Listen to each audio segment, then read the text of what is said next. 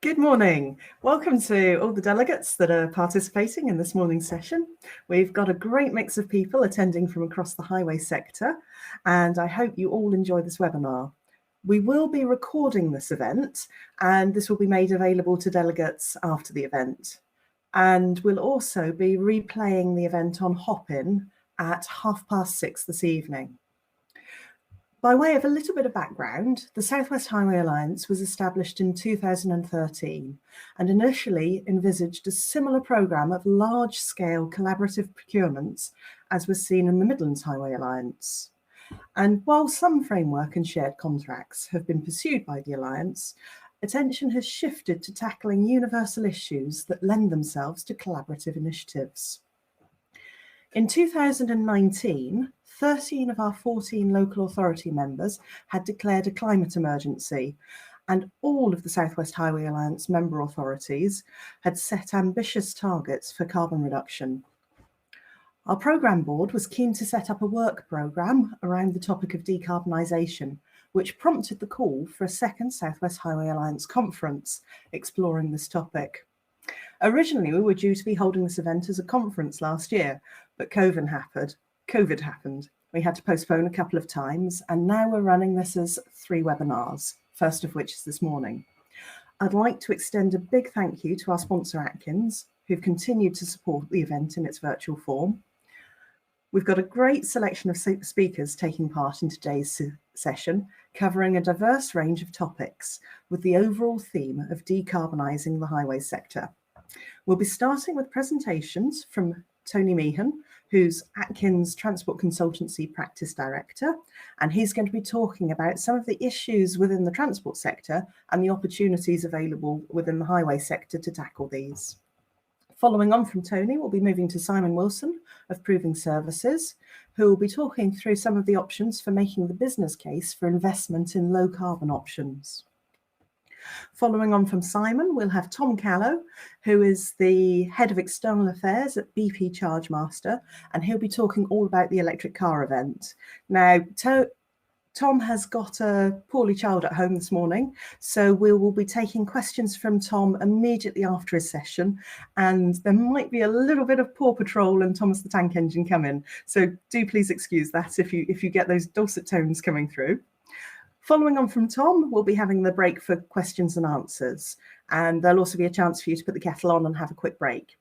You'll see within the conference room that there's a text box located in the questions and answers tab.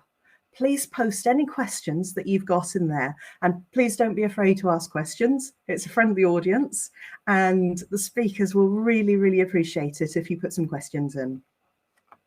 After the interlude, we'll move on to Mike Batheram, who's Atkins Growth Director for Local Transport, and he'll be talking about some of the challenges around maintaining low carbon transport schemes. After Mike, we will have a case study from Devon being presented by Alistair Mumford, who's the Corporate Energy Manager, and it's the lessons been learned from the Devon Street Hubs project. Following on from Alistair, Tracy Poole, who's Atkins Transport Planning Managing Consultant, will be providing a case study on the FLOURISH project, which is looking at how you can connect vehicles to reduce carbon. And finally, we'll have another case study from Rebecca Maisie, who is the Client Director for Pay by Phone, and this is on emissions-based parking management and the Meters for Trees project. Following on from Rebecca, we'll be having a question and answer session, and there will be an opportunity for networking and looking at the exhibitors' stands following on from question and answers. So without further ado, let me pass you over to Tony for our first presentation. Good morning, everyone. Hopefully you can hear me. Just give me a moment while I share my screen.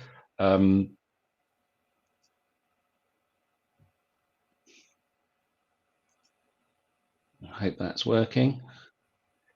There we go.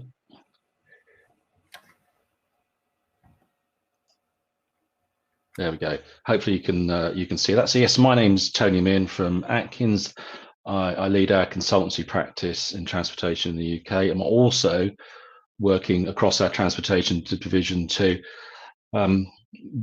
build our capacity in how we face the opportunities and the challenges of net zero. But I gave a presentation on net zero yesterday, and one of the attendees said to me, I really depressed them. So I hopefully won't have that same effect today, because although there are clearly a lot of challenges, there are also a huge number of opportunities. And also, I think from a transport perspective, a real opportunity to make a difference in some really quite challenging issues. So our challenges, look, these are the things I think we know. Transport's the biggest emitter of greenhouse gases, domestic greenhouse gases in the UK now.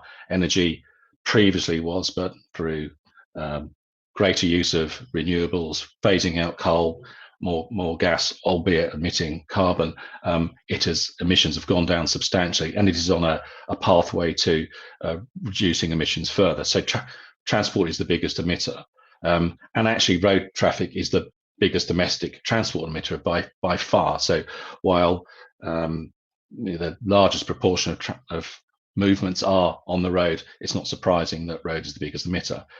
The other thing that perhaps isn't as well recognised is that emissions from operations, in other words, vehicles used in the networks, actually exceeds emissions or embodied emissions from infrastructure. So while there's a lot of focus, rightly so, on how we drive out carbon from new infrastructure and how we manage and maintain infrastructure, actually the biggest contributor to emissions in the transport sector is actually people using the transport network, whether it's by road, rail, bus, whatever. And the other, I think, key challenge is, if anyone's looked at the sixth carbon budget, and I hope you have, it's a really insightful, fascinating and challenging read, I have to say. But actually, a number of lines in there that says the 2020s are really the decade where we have to make a difference. We actually have to, if you follow the trajectory in the sixth carbon budget, we need to reduce emissions from transport by about 50% by 2030. And if we don't, it's not as if we can make up that gap in the 2030s and 2040s. We have to make a difference in the 2020s. So those are the kind of, in my view, four biggest key challenges.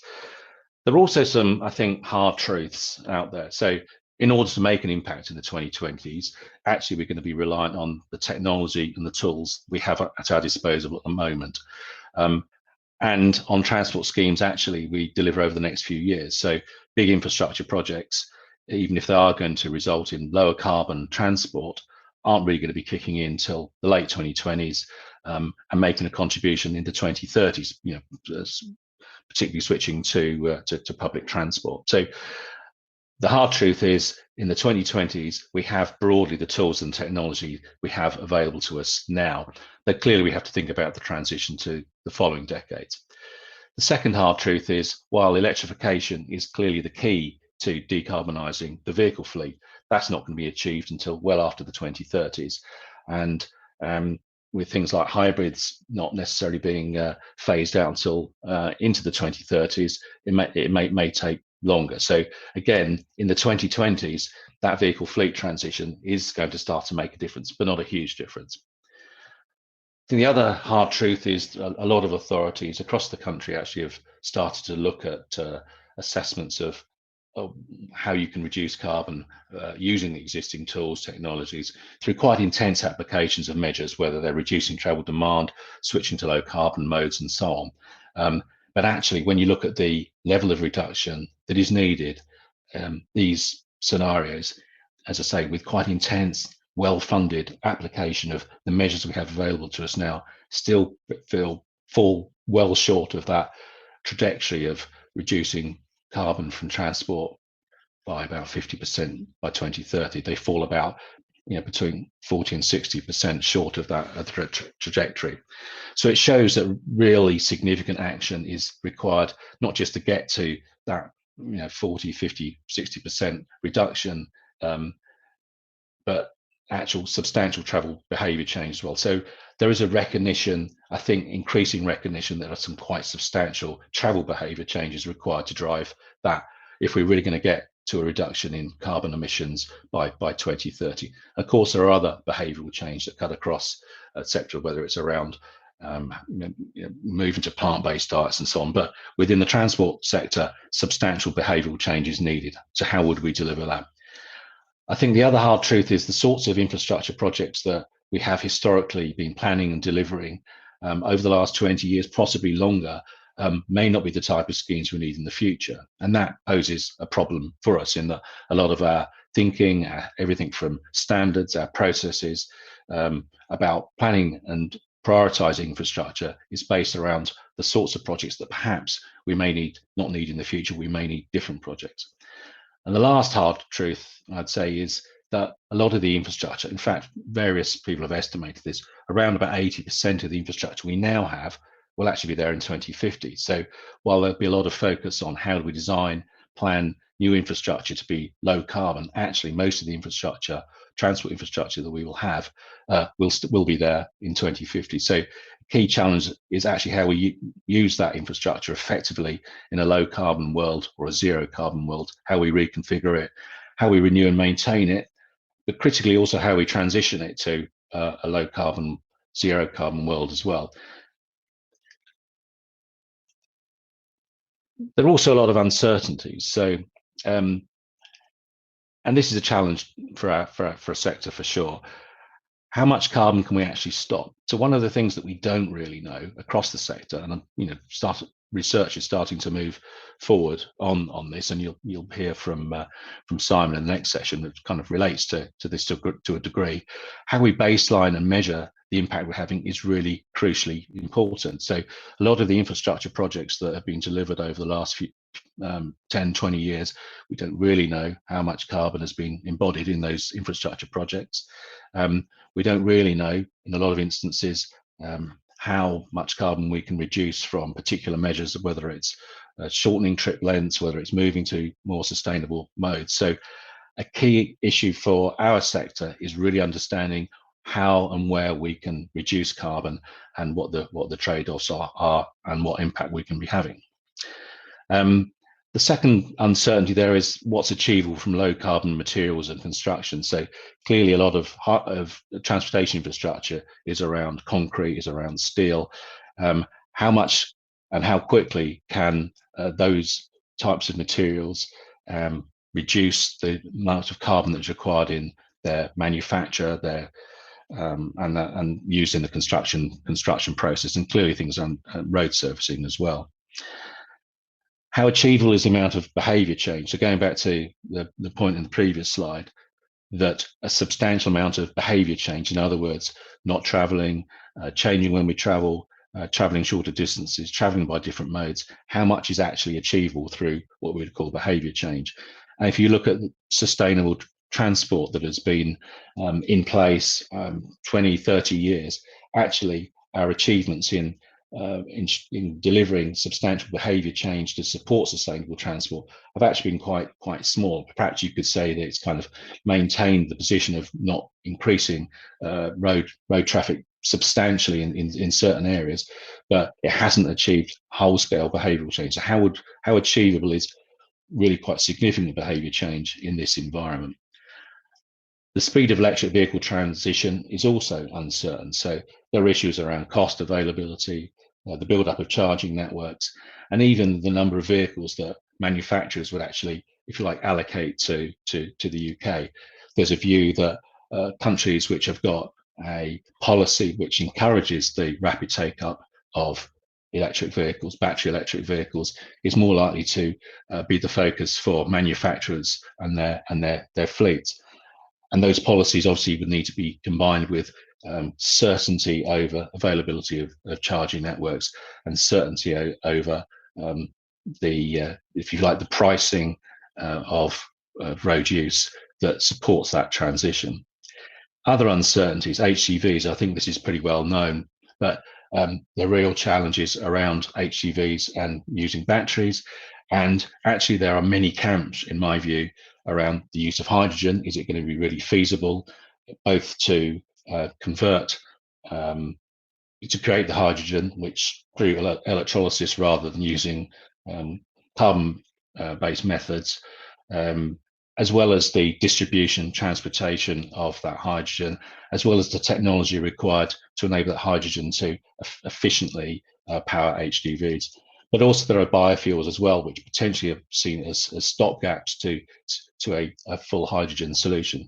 But if you like, I don't know if anyone's listened to some of the stuff that's been presented on the Transport Select Committee, but broadly there seem to be different camps around how achievable it is. So uncertainties, particularly from a highway authority perspective about whether that's really going to happen and when.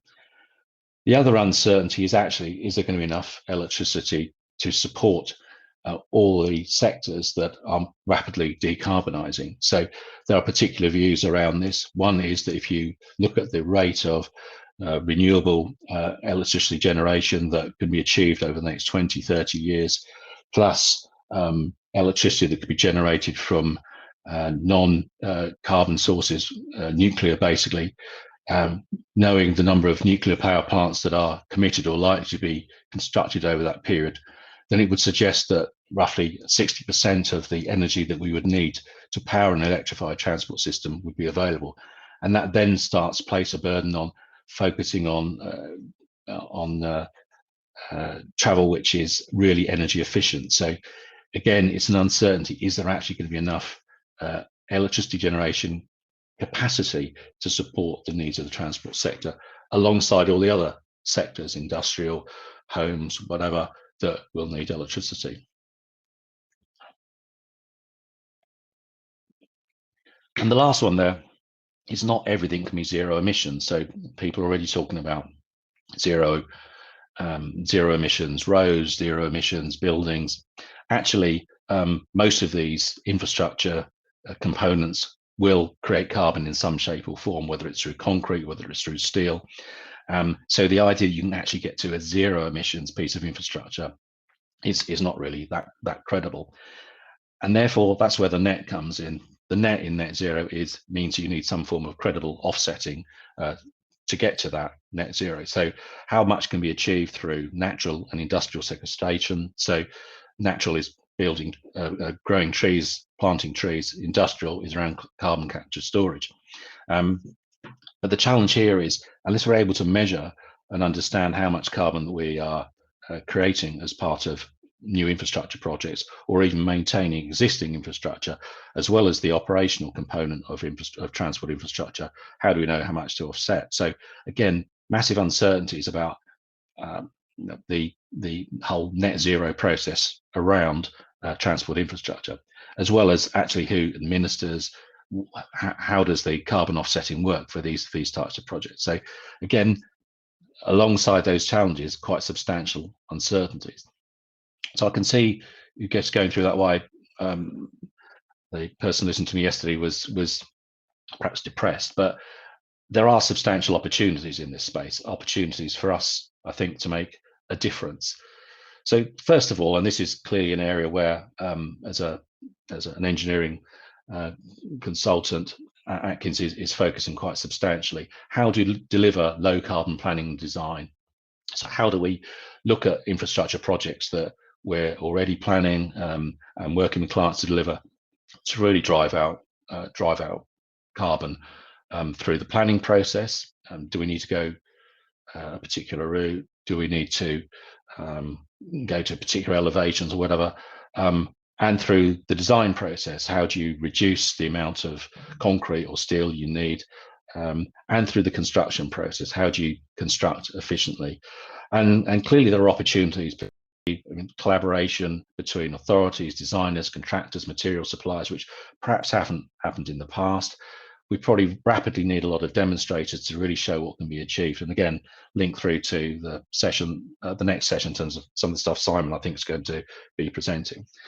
Next thing, again, a massive focus for us as well is how do we build carbon management into operations and maintenance. So everyone's, I think, talking about digital twins in different forms, but substantial potential of digital twins to better understand the operational performance of any infrastructure, and including transport, and how do you actually make sure that through that better understanding and more proactive approach to operations and maintenance, you can reduce carbon, whether it's through when you resurface, whether it's through lighting, whatever.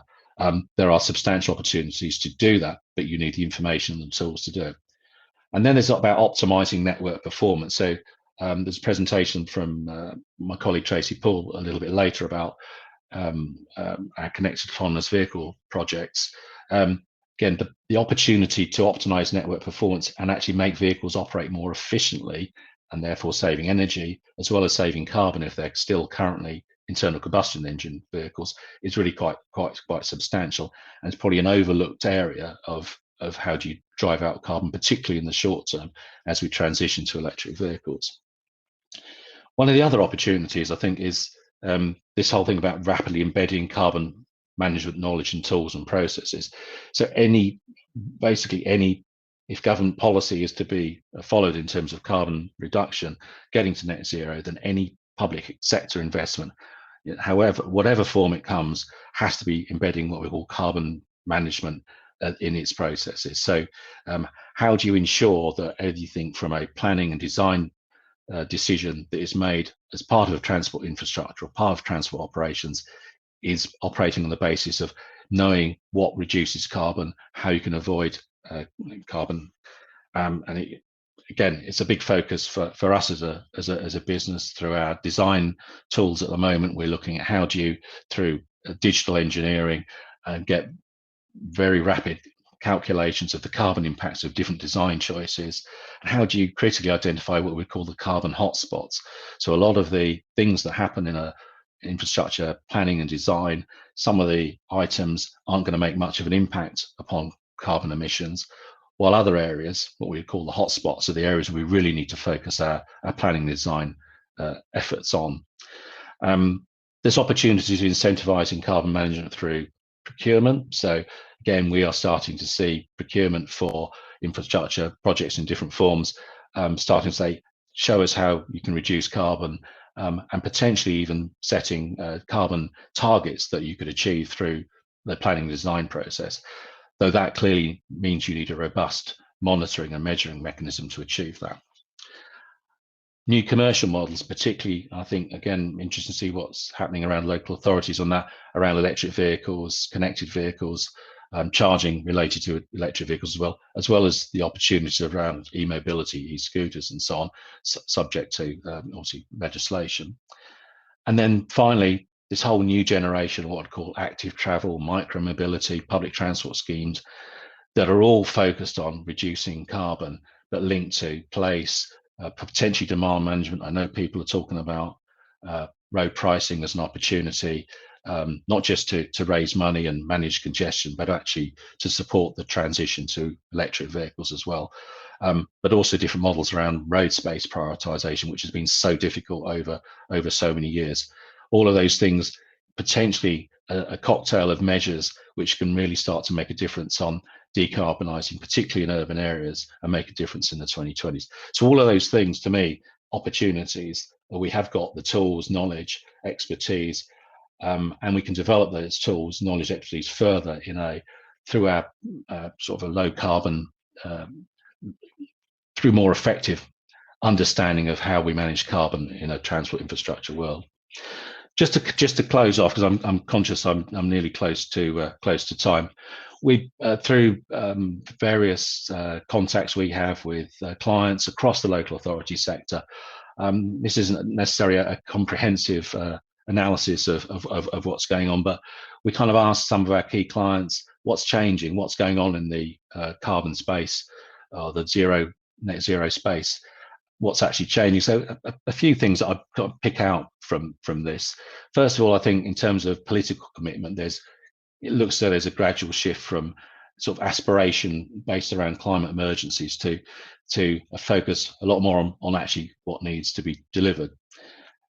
I think on the right of the diagram there, a lot of work has been done and continues to be done in understanding, so gathering the evidence base and the knowledge of what can be achieved in terms of carbon reduction, and a realization of some of the challenges, some of the figures I sort of cited earlier about the gap between what we really can achieve through existing tools, measures, design processes and what needs to be achieved by 2030.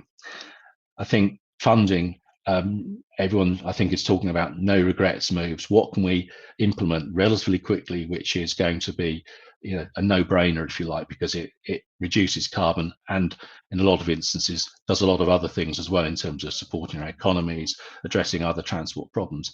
So moving forward with those quicker, recognizing we haven't got a huge amount of time if we can identify those no regrets moves.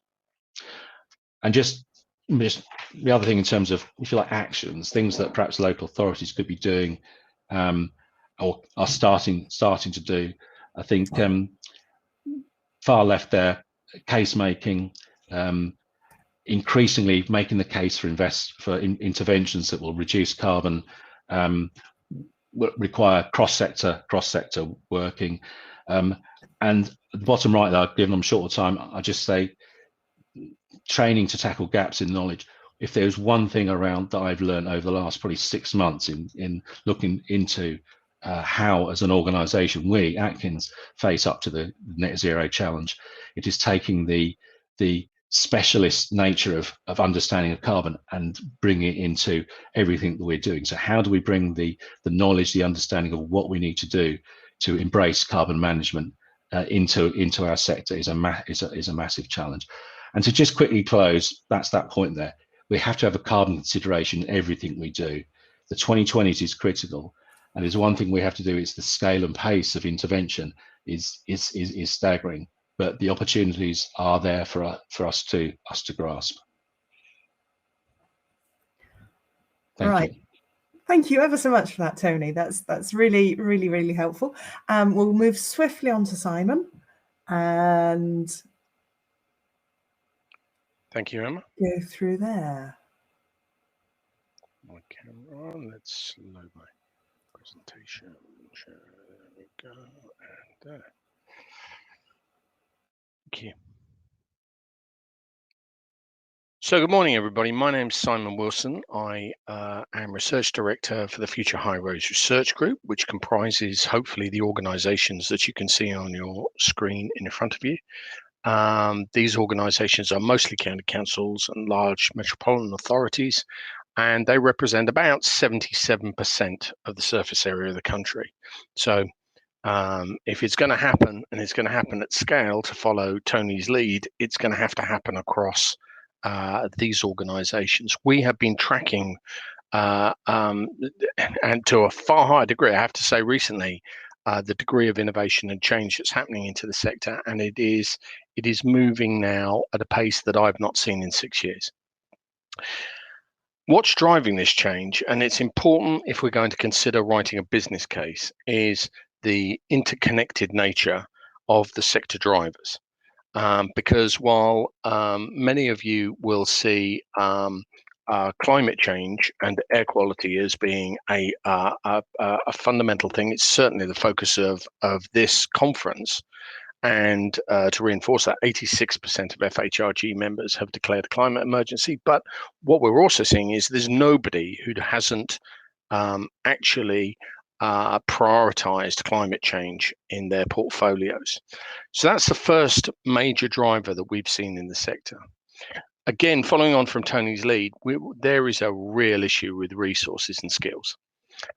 It's not just resources and skills for the traditional day job. Those are there are serious shortfalls there, but there are real shortfalls of the skills and resources necessary to be able to address some of these new challenges. Compounding everything has been the change in local economies. And what we have seen here is the move away from shop-based retailing. We have seen, certainly through COVID, which is the next point, we have seen this migration to home-based working, which has left office units empty. Talking to the major providers in the sector, all bar one of them said that they were considering some form of home-based working as a permanent condition. And we're also already seeing, as you probably saw from the Mayor's office, London Mayor's office, a change in the nature of commuting, which they believe is permanent. And that obviously has been accelerated by COVID. The impact of Brexit has largely been confused now by the fact that there has been so much structural and economic change brought about by the pandemic, and we don't quite know what that means yet. And this leads us to another key consideration, which cannot be unpicked from the others, which is how do we create services which are financially resilient moving forward? So this means about being able to recover some of our costs, being able to generate revenue in new ways, because we're going to need find ways of doing that. And as most of our members that we have reviewed, 24 authorities are coming to the market in the next 4.5 years, which will be the largest group of authorities seeking either a new TMC or a new partnership. Certainly in the living memory of the people that I have interviewed. And they're coming back looking for different types of partnerships because they're addressing different problems. It's no longer the simple relationships that have been had before, which are these operationally driven and focused relationships. And then we've got, as Tony said, this entire set of evolving technologies. We've got the repurposing of assets for electric vehicles. We've got e-scooters. I was Waitrose yesterday and saw outside the front, all bar one of the bikes that were bound up at the front were electrically assisted. So this is we are going through a technologically extraordinary time of extraordinary change. And then piled on top of that, we've got local government restructuring. So all of those key drivers, based on strategic reviews from a sizable sample of members of the FHRG, mean that what you can expect to find within almost all of the authorities that we are currently dealing with is a completely consistent and convergent set of strategic goals and drivers. Now, I'm not going to read to this list. Time is short. I'm just going to focus you on the top one and say that it is very difficult to unpick that strategic driver from the others because they're all heavily interdependent and cross-threaded. But that has meant that we are seeing across the entire membership a convergent set of strategies where the climate emergency forms the boundary for everything. You can't declare an emergency and not affect everything that you do. As Tony said, it is now finding itself penetrating strategy formulation in every authority that we are dealing with. But then how do we do this and keep in control of our costs? What choices does that drive for new materials? What does being connected, democratic, resilient, and collaborative mean moving forward?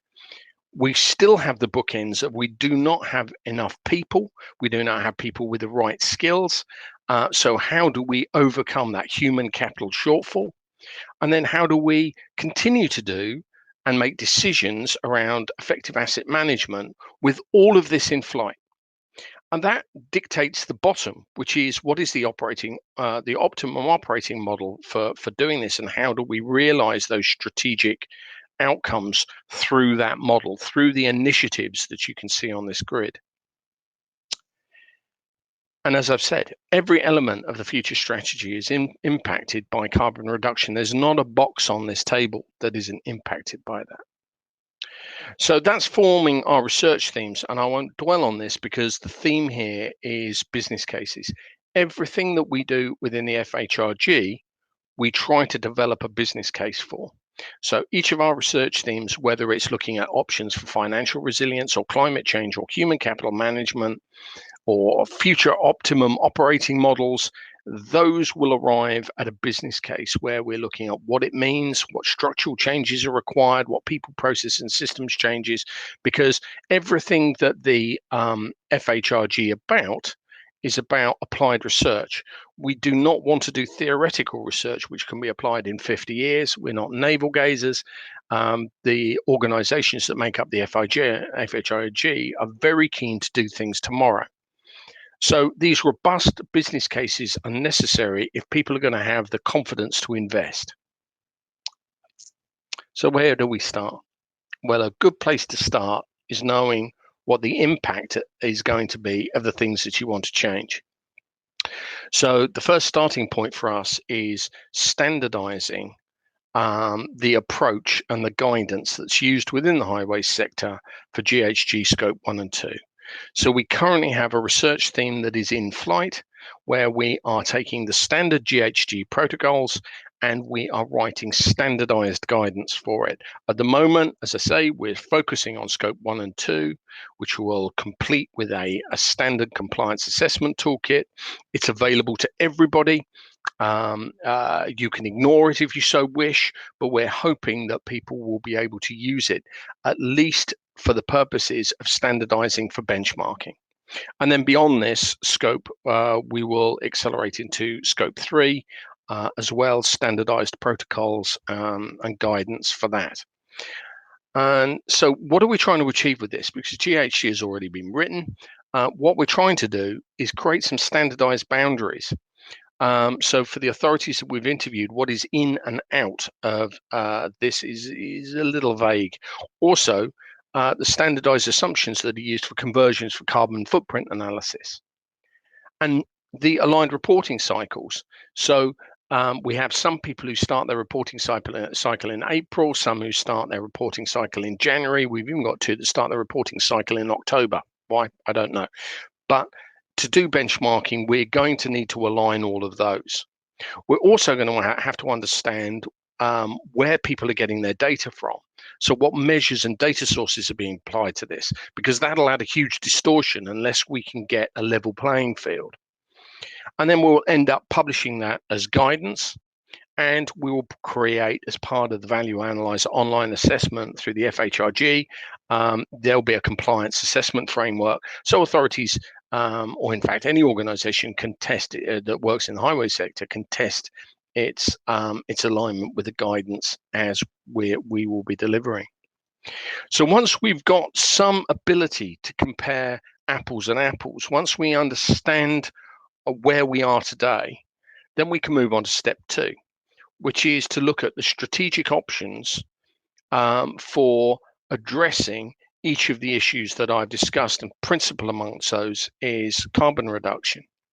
So we're working at the moment in the implementation of a strategy formulation process that takes those strategic goals that we talked about, looks at the strategic options, which I will show you in a second, looks at what the benefits are, so financial, operational, social, environmental, again, for carbon reduction. Looks at how a service is currently performing. So we have a national benchmarking group for value for money that could tell you how well your organization is currently working across economy, efficiency, effectiveness, stakeholder value, strategic value, and sustainability.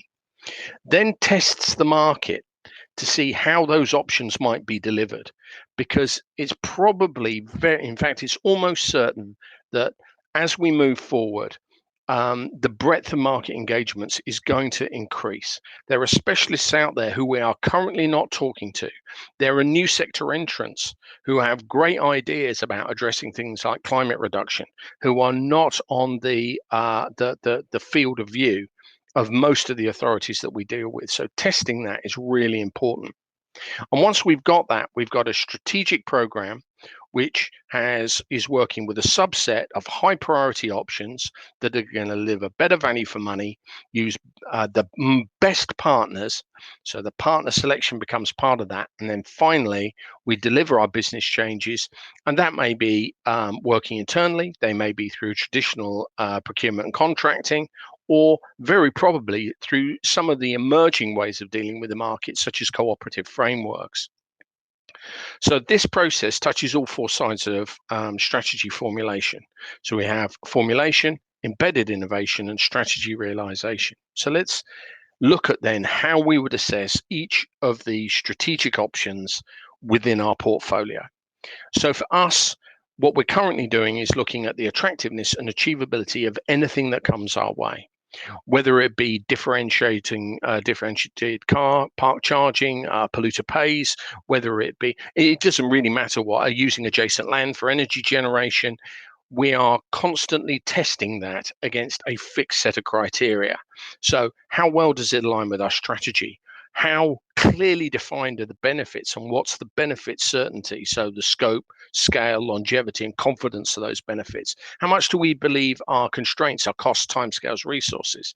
And do we have the engagement and the support, the necessary stakeholders, the communities we serve, members, executive, etc.? And then are the partners and supply chain capable and willing of supporting the option that we are considering?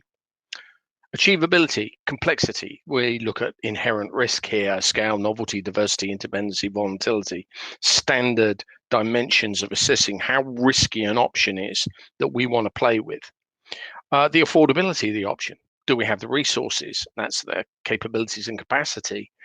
Are we able to put in the governance and accountability frameworks? Are we sure the option that we're choosing and analyzing now is the best option for delivering those strategic benefits that we have identified? Are we ready for the change? And let's call it what it is. Is there a commercial angle here, either for our partners or for us? Because what we found is of the 47 climate carbon reduction options that we've identified so far, all but 6 of them are also revenue generating or cost reducing. And then finally, to overcome option hesitancy, we need to understand the risk. So much of this is new that there is a natural feeling that nobody wants to be first.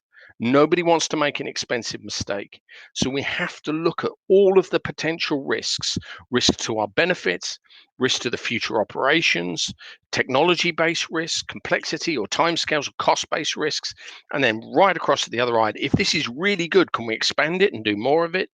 And if it's a catastrophe, can we retreat from it? So what we've tried to do against all of the shortlisted options is provide people with a framework for assessing risk. Now, that is an entire section of a future business case. So what are we tracking? At the moment, we've built a tool. It's based on Live Labs. It's currently in Excel, but it'll go online from 2021 and it'll be available to everybody. But what this is doing is looking at currently 47 climate emergency options and 59 revenue generation or cost reducing options.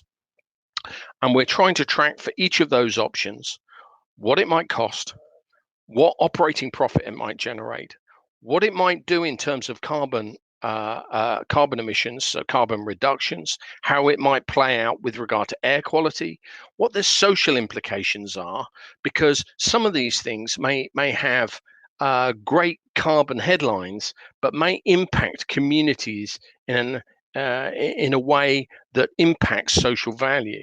Will our stakeholders support it? Some ideas are great on paper and hated by members, and they're duly overridden.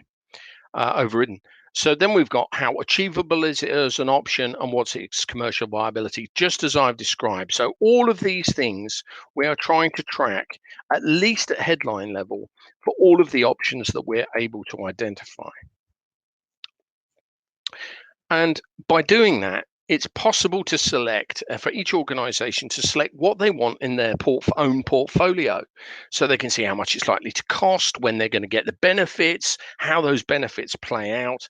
So that is the target outputs to help people plan for their better future, and then help people understand what the impact of their business case is going to be. I've said the waters are muddied because there are multiple strategic drivers. That plays out for each of the potential projects, those strategic options that you might want to deploy. If we take the second column in here, which is climate emergency response, it is almost impossible to do something that reduces carbon without it delivering a collateral benefit of some sort, or a collateral disbenefit. So what we found in is just a simple subset. We found that for all the options that we've been able to identify, there is a wide spread of additional business benefits. Each one of those will have to be baked into a business case. So and will make the case stronger, particularly if those benefits are not offset by disbenefits or a huge cost of realization. And just to show, and this is just a 2-second one, just to show the scale of potential innovation that's going on out there, we've seen a huge amount of work done around live labs, and this is just smart infrastructure. So we've seen a huge amount of work here, but what we're also seeing in, for example, energy is case studies where the City of London has done a deal with Dorset, I understand, to generate 60% of its energy needs. And we've got Suffolk County Council who are currently playing around with 14,500 hectares. That's 5 coal-fired power stations. 5 huge coal-fired power stations. So there are people out there who are exploring this stuff. So you can see the importance of writing a business case.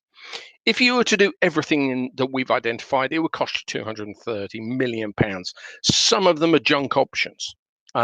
We cannot see people embracing them. They have very poor achievability scores. If you take that out and just leave the winners, and then select those for your portfolio, then the potential annual revenue generation is, quite frankly, spectacular. So step 3 is about future services delivery. The reality of it is that most authorities currently use fairly traditional operating models to deliver services as they stand. But with so many authorities coming to market, that's driving changes about, is that the operating model that we should use for the future?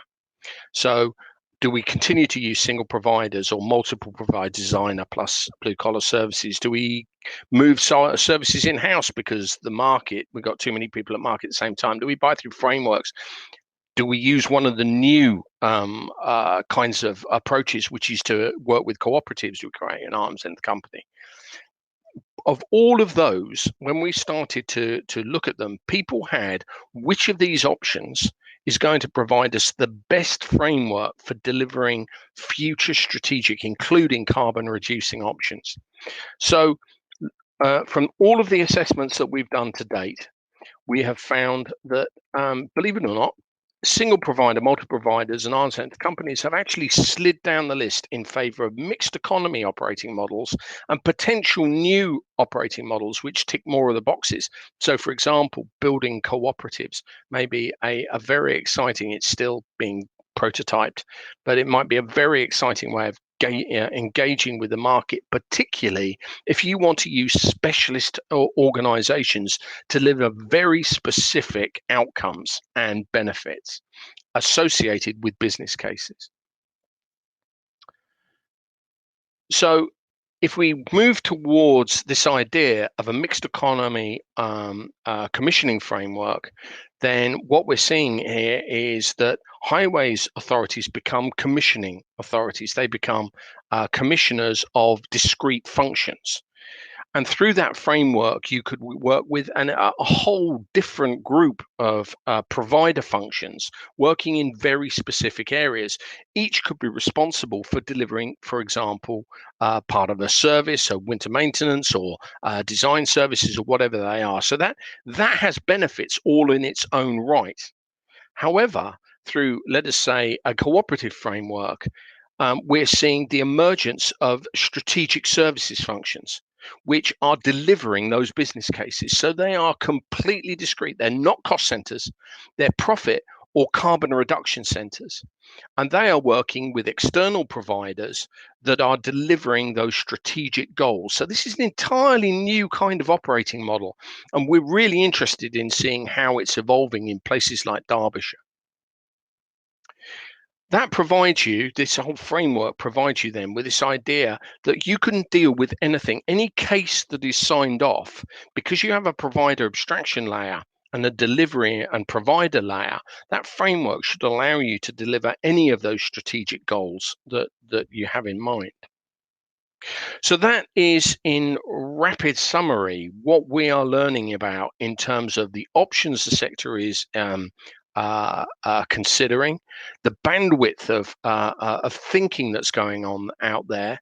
As I say, we are seeing 6 to 10 new strategic options being proposed per month across all of the membership. So I have never seen innovation like it. For any of that innovation to touch the ground, it's going to need a business case. So those are the 3 steps that we're working within the Future Highways Research Group to try to deploy. Hopefully that's useful to you. Thank you. Thank you ever so much for that, Simon, for that very quick whistle-stop tour. As previously, can I encourage delegates to be popping any questions for Simon in the question and answer section? And we'll be coming to those after Tom's presentation. And we'll just swiftly hand over to Tom now. Tom, good luck. Many thanks indeed, and many thanks for having me. Let me just share the presentation. Hopefully you can all see that. I've just been asked to talk about electric vehicle charging infrastructure, obviously from BP Pulse's perspective, with a kind of broader question of is the future electric? And if this was a 60-second presentation, then the answer would be yes. Obviously it's a bit longer than that, so it's worth expanding on it. And obviously the reason we think that the broad answer is yes is that there's been a huge adoption of electric vehicles in the UK, particularly on cars and vans, over recent years. And if we look at the EV market, it's really exploded, particularly in the last 12 months or so. We've seen tremendous growth, over 170,000 vehicles registered in 2020 alone. This year we're expecting to get pretty close to 300,000 registrations, and we'll hit 1 million cars in total, cars and vans on UK roads, sometime in the middle of next year, we think. So it's a really sharply growing market. It's faster growing than diesel was when diesel first came to the UK. It's faster growing than hybrids were when hybrids first came to the UK. So electrification, particularly battery electric, seems to be the sort of consensus solution, at least passenger cars in the UK. And that's not to say we won't see other alternative technologies and fuels in other segments of the market, of course. So when we look at the growth, it's really particularly interesting that it's towards pure electric vehicles. So we're seeing this tremendous adoption of pure electric vehicles over plug-in hybrids now. Still doing quite well in the plug-in hybrid market, but pure electric vehicles have really shifted in the last 2 years in terms of largely driven by taxation incentives rather than grants. Similarly, we've seen the charging infrastructure support that. There's still plenty of narrative about not being enough charging infrastructure in the UK, and obviously we need lots more by 2030, and of course we do. There's no reason we would have the charging infrastructure in 2021 that we would ultimately need for 2030 or 2040. It's growing in line with the market. In fact, it's growing ahead of the market. Currently seeing levels of utilisation probably around the 20 to 25% at maximum at the moment on public charging points. Very few public charging points are used to their maximum capabilities, and there's plenty of capacity in the network in terms of availability of chargers day to day, hour to hour, etc. When we look at charging, the key thing that we try to sort of convey is that electric vehicle charging will be and is fundamentally different from fueling a petrol diesel car, and that is a good thing. So while obviously that's sometimes painted as a downside or a concern, we think actually it brings a benefit. And the reason for that is that you can charge electric vehicles in a multitude of different places. And that's also beneficial for the grid. It's beneficial for our network infrastructure. If everyone was trying to charge in the same place, that would obviously be problematic. If everyone was trying to charge at home every night, we know that would lead to challenges on local distribution networks. Similarly, if everyone was out and about trying to charge at very, very fast speeds and nobody was charging at home, we'd have similar problems with congestion around ultra-fast charging points, etc. So this blended economy works really, really well for the industry. So we have home charging. We have some charging goes on at work today. We think that'll be a growth market in the next few years. And then public charging, which we split into 2 broad areas, which we call destination charging and then rapid and ultra-fast charging. And really, if you think about what a destination charging point is, it's a charge point where you would be parking anyway. So obviously you can't, there's some trials going on of dynamic charging, but broadly speaking, you're charging when you're parked. So if you're parking somewhere and there's a charge point, you might as well plug in if you do need to charge. Whereas rapid and ultra-fast charging tends to be more mission-driven and charging because you actually need to charge at that place and you need to make a stop to do so. So home charging makes up the majority of charging today. We think it's about 70 to 80% of the market in terms of the energy it delivers. Workplace charging contributing a little bit, about 5% at the moment in our view, and then about 25% in total across public charging, with a slight bias towards the faster forms of charging. By 2030, we think that will shift fundamentally.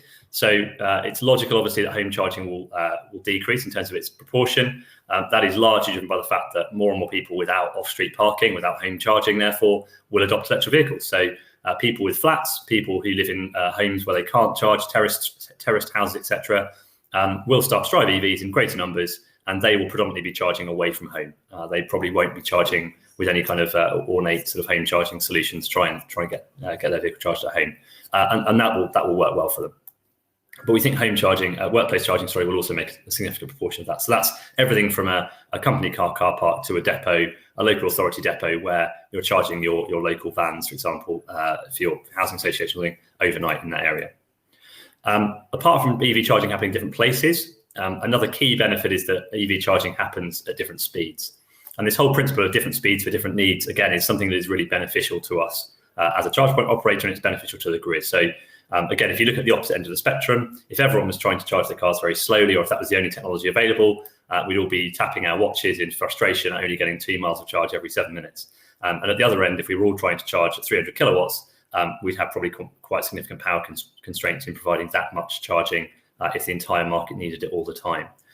Just for reference, the reason I've picked out 7 minutes here is that is actually the average end-to-end dwell time on a petrol forecourt today in the UK. So if you have a diesel or petrol car, on average, you or your fellow drivers spend an average of 7 minutes on a forecourt, and that's from driving in, parking, getting out the car, pumping the fuel, closing the filling cap up, going into the shop, queuing in the shop, paying in the shop, coming out again. That average is end to end 7 minutes. So obviously, if you're looking at 140 miles of range in that time for an electric car, where we're bringing out these ultra fast chargers at 300 kilowatts later this year, that really starts to change the game in terms of people's perception of how quickly an electric car can charge. And that sort of 2 miles in 7 minutes, the kind of very slow charging rate, is really all we had about 10 years ago. So if you rewind kind of the early part of sort of 2010, just before, public charging points were ostensibly just 3-pin plugs on the top of posts at the side of the road, as in Westminster, and we sort of had various versions of those, but you simply plug the 3-pin plug into, just like you would a kettle or a toaster. Now public charging looks a lot more like this. So this is a local authority charging hub, Milton Keynes Council owned, just off the M1 at junction 14 in Milton Keynes. There's 8 rapid chargers there under a canopy, and we're also deploying now ultra fast chargers, as shown on the other slide, 70 to 140 miles of range in 7 minutes on BP forecourts. So and as the model there is showing, you stop for a coffee, you charge your car, and you're off again. There's no waiting around 45 minutes while you're filling up. In terms of the structure of the networks, we've also seen this tremendous change from pockets of sort of closed off private infrastructure where local authorities operated their own schemes in these various areas across the UK. This was driven by grant funding from government. And we now have private operators deploying capital at pace across the country, really starting to fill in the gaps that were left by those early publicly funded schemes, deploying charging infrastructure where it's needed, where it will be used, and ostensibly driving forward the growth in public charging without government subsidy. When it comes to actually driving the cars, that's a bit about charging. When it comes to driving them, obviously range anxiety is talked about quite a lot. Some interesting research that doesn't surprise any of you, I'm sure, that the vast majority of car journeys are less than 100 miles. In fact, over 90% are even less than that, probably less than 20 miles. But 99% of car journeys are less than 100 miles. The average electric car on the market today, new car on the market today, will do at least 150 miles of range, if not 200. And obviously that's completely compatible with that sort of statistic of UK car journeys not being very long. Range anxiety, in our experience, is usually experienced by those who don't drive an electric car, which is understandable. If you don't drive one, you'll have a concern about what it's like, and you'll need some education about how to drive them, how far they drive, etc. So range anxiety is understandably experienced mostly by those who don't drive electric cars, worrying that they might not be able to fit into their lifestyle. But happily, the best way to combat range anxiety is simply to drive an electric car. And as German studies showed, after 3 months of driving, range anxiety largely diminished entirely. But you don't just have range anxiety. We're obviously now thinking about the concerns around the grid. Some of you will have seen an announcement yesterday from Ofgem relating to £300 million of investment that's going in. It's effectively money that's already been paid. It's bill payers' money. It's coming from your contributions from your energy bills that you pay to upgrade the grid in the UK. And that investment is helping to unlock the grid capacity that will enable companies like us to go and install charging infrastructure. So it's not subsidising the charging cost that we're paying. We're still investing millions of pounds in providing charging infrastructure across the country, but it's unlocking that underlying grid capacity to ensure that we can actually bring chargers to where they're needed. So National Grid's quite confident we'll cope from a transmission point of view, and the distribution networks are now unlocking all of that investment at the local levels as well, which is really, really pleasing to see. Another key factor in EV charging, and why we think this is a logical kind of adoption curve and transition, is that another constraint is that people often say, well, we can't all charge at the same time, but happily that doesn't happen. So the curve that I'm showing you now is just a trend line, so don't take anything from the vertical axis. There's no measurements attached to these, it's just a trend.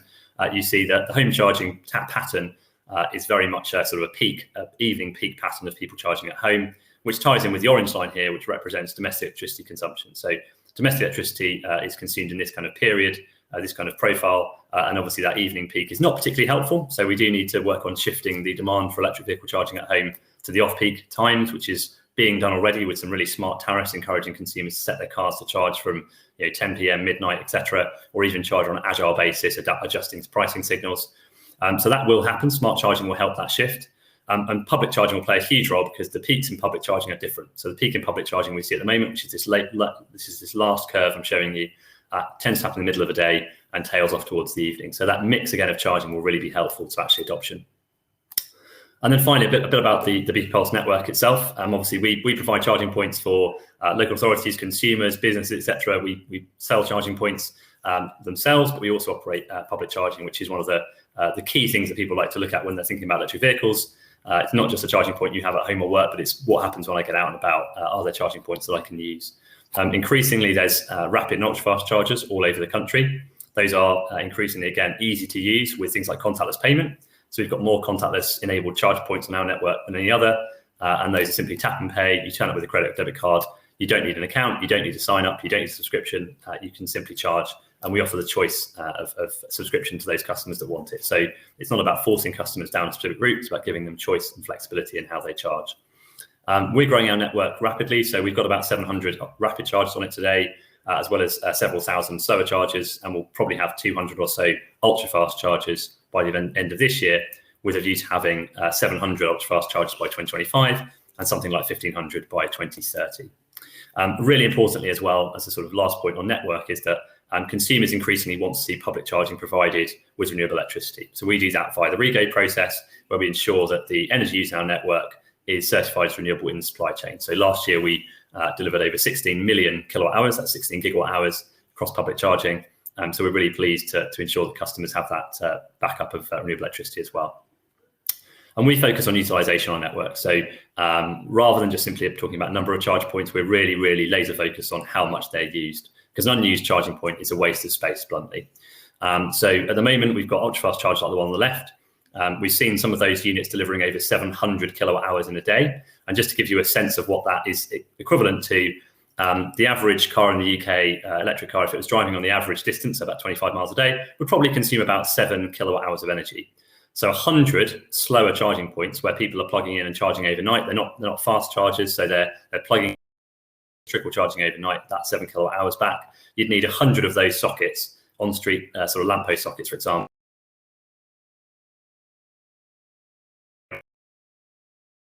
So we're really focused on utilisation, ensuring assets are heavily used and provide the best charging efficiencies in the market. And lastly, what does the future look like? So giving you a little bit of a steer of what we're doing now, and this is what's coming next. So you'll see these popping up across the country. These are ultra-fast charging hubs. They've got sort of a driver lounge, facilities, etc. And this particular one will have 12 300 kilowatt chargers under canopies, so out of the rain, for example, and being able to charge 2 vehicles at the same time as well on power share. So you'll see these ultra-fast charging hubs making it really convenient to charge on longer journeys. So this one will be just off the mainstream motorway network in the UK. And you'll see many more of this type of infrastructure, not just from us, from other operators as well, in the years to come. So I hope that's given you a little bit of flavour of what to expect from EV charging and why we do think that the future is electric.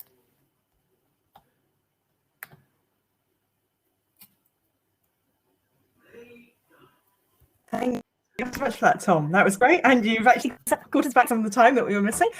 We've had a few questions come in. One of which is Daniel Taylor has just popped up with the question of how are we going to get over the problem of the world shortage of rare materials used in the construction of rechargeable batteries? As I think there's also a whole load of ethical issues there as well at the moment, aren't there? Yeah. Do you want me to take that? Yes, please, Tom. So I think the honest answer is that electric vehicles serve a key purpose today in reducing emissions and improving local air quality directly. And obviously, there's then the concern about what is the footprint of electric vehicle in terms of manufacturing. There's some great figures out there from the likes of Polestar who have done some really good life cycle analysis on emissions from electric vehicles that I encourage people to go and have a search out for.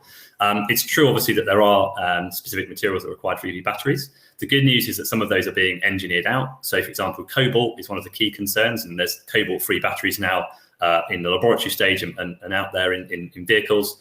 So you've got cobalt-free batteries already, and that will increasingly be the case. They'll engineer some of these raw materials out, but also they're recyclable. So one of the other things is that I often hear people saying, "Well, have sort of stacks of mountains of EV batteries wasted at the end of their life." But it's not true. They're recyclable.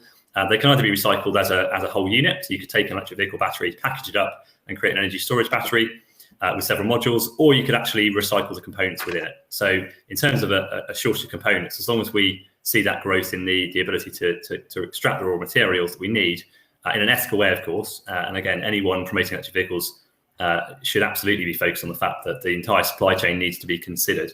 It's no good just thinking about the lack of tailpipe emissions and forgetting about everything that comes before that. You need to consider the whole life cycle. Thank you very much for that. Tom, another question for you is, given the split at the moment of where people are charging, home, work, destination, and the rapid chargers, do you see that there's any possibilities of some sections of society being left behind in their ability to access electric vehicles? So at the moment, I think the charging infrastructure is being rolled out in a pretty geographically diverse way. As I say, the slide I presented earlier, the problem was some of the early infrastructure was rolled out in these pockets. So you did have sort of the have not and have areas of the UK with charging infrastructure. It's being rolled out in a much more equitable way now. I think what I would say is there is a need to ensure that those who can't charge at home have access to reliable, abundant infrastructure in their area. That is also affordable. We can't obviously have a situation where you're fundamentally being disadvantaged because you don't have a driveway. Obviously, it's true that if you have a driveway, you've already paid for that benefit. I think there was a Zoopla statistic that houses with driveways cost about 15 to 20% more than houses without driveways. So you've already kind of paid your dues if you have a driveway and you can charge at home. But it's important that those who don't are not disadvantaged. So, and one of the key things though is about utilisation. So if you can use a public charging point, if you're going to be using it quite a lot, there's businesses out there like ours that are incentivising regular users through much lower much lower tariff rates. So actually, we've achieved sort of a 5 pence per mile type pricing on our rapid charging network alone before you even get into the lower cost AC slower charging. So I think it's a valid question in terms of we've got to make sure that there isn't simply expensive, very fast charging or home charging. You've got to be able to provide the full gamut in between. But I also think we need to be realistic about some of the housing stock in the UK and where charging makes sense to deliver. So in our view, the projections that show millions of on-street charging points, that seems slightly unrealistic in terms of the effort and the disruption that could be caused by trying to deploy millions of on-street charging points. And a lot of homes actually don't have room outside them anyway. So a lot of pavements aren't wide enough to put on-street charging points. A lot of lampposts have been moved, etc. So we've got to consider the whole gamut. And providing local fast charging or local rapid or ultra fast charging solutions could be a really good way to enable people to drive electric vehicles who don't have a driveway. Okay, thanks very much. I was just about to ask if anyone had any more questions for you, and one's just flown in. And this is a question as to whether plug-in electric vehicles versus self-charging electric vehicles, what in your view is better? It's important to say self-charge isn't a technical term. It's a marketing slogan that was invented by one company. So there isn't such a thing as a self-charging hybrid. A hybrid that calls itself self-charging is actually being charged by the result of petrol being combusted. That creates motion that then results in some kinetic movement. So you've had to burn petrol to get the vehicle charged in the first place. I can't see really the use case for sort of weighing them up necessarily against each other. I think plug-in hybrids work really well if you can charge it regularly. If you're able to charge a plug-in hybrid regularly and use it efficiently as a zero-emission tailpipe vehicle where it can be, that's really beneficial.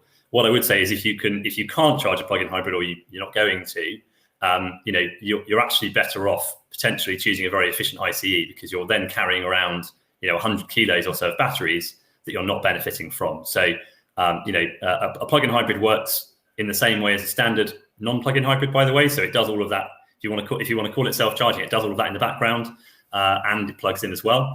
And a self-charging hybrid, as they're coined, simply doesn't have a plug on. So, in my view, sort of technology evolution is, that the standard hybrid, plug-in hybrid, is one step further if you can plug it in, and then full EV gives you all of the zero tailpipe emissions all of the time. Okay, right. Thank you very much for Tom for squeezing this in today. What we're going to do now is we're just going to let Tom carry on, and we'll have a 5-minute break before continuing with the questions and answers to give everyone a chance to put that kettle on, get another cup of tea if you want to, have a quick comfort break, and we'll be running a poll while we're having those 5 minutes away. So we will see you all back at 11:49.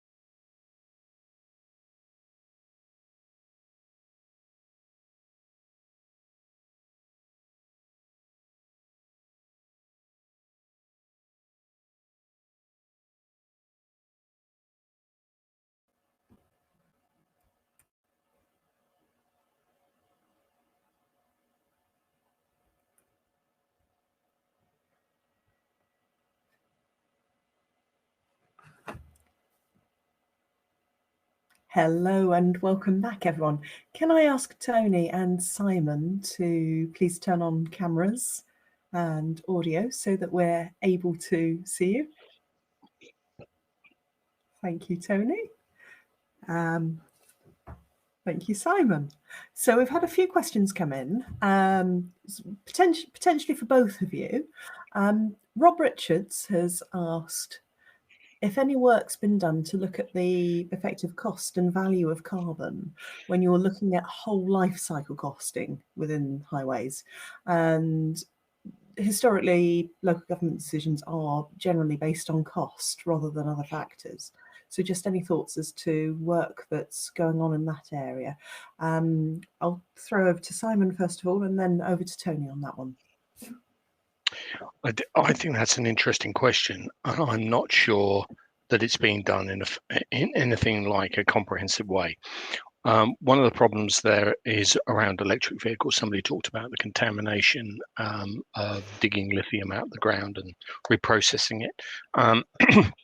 But for example, I saw some numbers about, it's a shame Tom isn't on the call, but I saw some numbers around electric vehicles that look at the carbon emissions for producing an electric vehicle. I think Tesla themselves said there's an 11-year payback on the carbon that was used to produce the vehicle if you only use renewables to power it. So there is a real issue around this. If we look at the strategic options that we are looking at within the portfolio, we have a whole section on what the carbon cost is to produce that option, not just its savings, but what does it actually produce the option. But I think it needs a lot more rigor, and I think it needs a lot more thought, particularly when it comes to things like materials on the network, where we're seeing some really quite interesting profiles. So, for example, one of the big polluters is concrete. We had a presentation by the head of concrete research from Highways England at the last FHRG meeting. And although concrete is a huge producer of CO2, I mean, off the scale producer of CO2, I think is 8 or 12% of all human CO2 output is the manufacture of concrete. But they've found ways of extending the life of concrete. So it's not obvious that as a material, as long as its life can be extended, is actually as toxic as it looks. So I think it's a good question, and I think a lot of more work needs to be done, but everybody's coming at this and feeling their way with their fingertips. Yeah, I'll just add to that same answer. A lot more work needs to be done on this. A couple of points though. I mean, my background is actually in the sort of front end planning of infrastructure schemes. We've always calculated carbon actually as part of the assessment of projects, but historically the value of carbon in the appraisal process, if you want to call it that, has actually been quite low. So it doesn't, compared to cost, it's never really had a major impact. So as the world has changed, as if you like, the impact of carbon emissions is recognised being so much more critical, then that has to change. You know, we've also done work where we've fairly recently where we've looked at different infrastructure options and what's the carbon impacts, and you know, sort of concluded under, you know, the different options for a particular infrastructure scheme, the payback period, if you like, between what's in the embodied carbon in the infrastructure versus what you save from operations because you're able to electrify. Those kind of considerations have started to be looked at, but there's a huge amount more work needs to be done. And the last point is actually this all comes back to kind of systems stuff that historically we've tended to look at infrastructure, transport infrastructure in isolation, where actually you can't look at the cost value of carbon just by looking at transport alone. You have to look across other sectors, everything from what it does for travel patterns and energy consumption and where the electricity comes from, and so on and so on. So it does become a more challenging question. Yes. Okay, thanks. A question for Tony from Simon Kane, and this is essentially looking at the reference that you made to digital twins and the aspects of O&C for existing infrastructure. Could you So expand a little bit on this? so just in terms of digital twin, I mean, I'll give you an example. We're looking at a digital twin, working with clients for M25, for example. So if you can create a representation, a model, if you like, of your infrastructure, and critically you can use, if you like, real-time or close to real-time information, because not everything needs real-time, that tells you about the condition of that asset, you can make much more informed decisions about how you operate and maintain that asset. And while a lot of that historically will be about cost and efficiency, availability, resilience of that asset, actually through that process you can also look critically about how you can reduce carbon by intervening in terms of your asset at critical times, and you're able to model different solutions without actually having to go out and build it.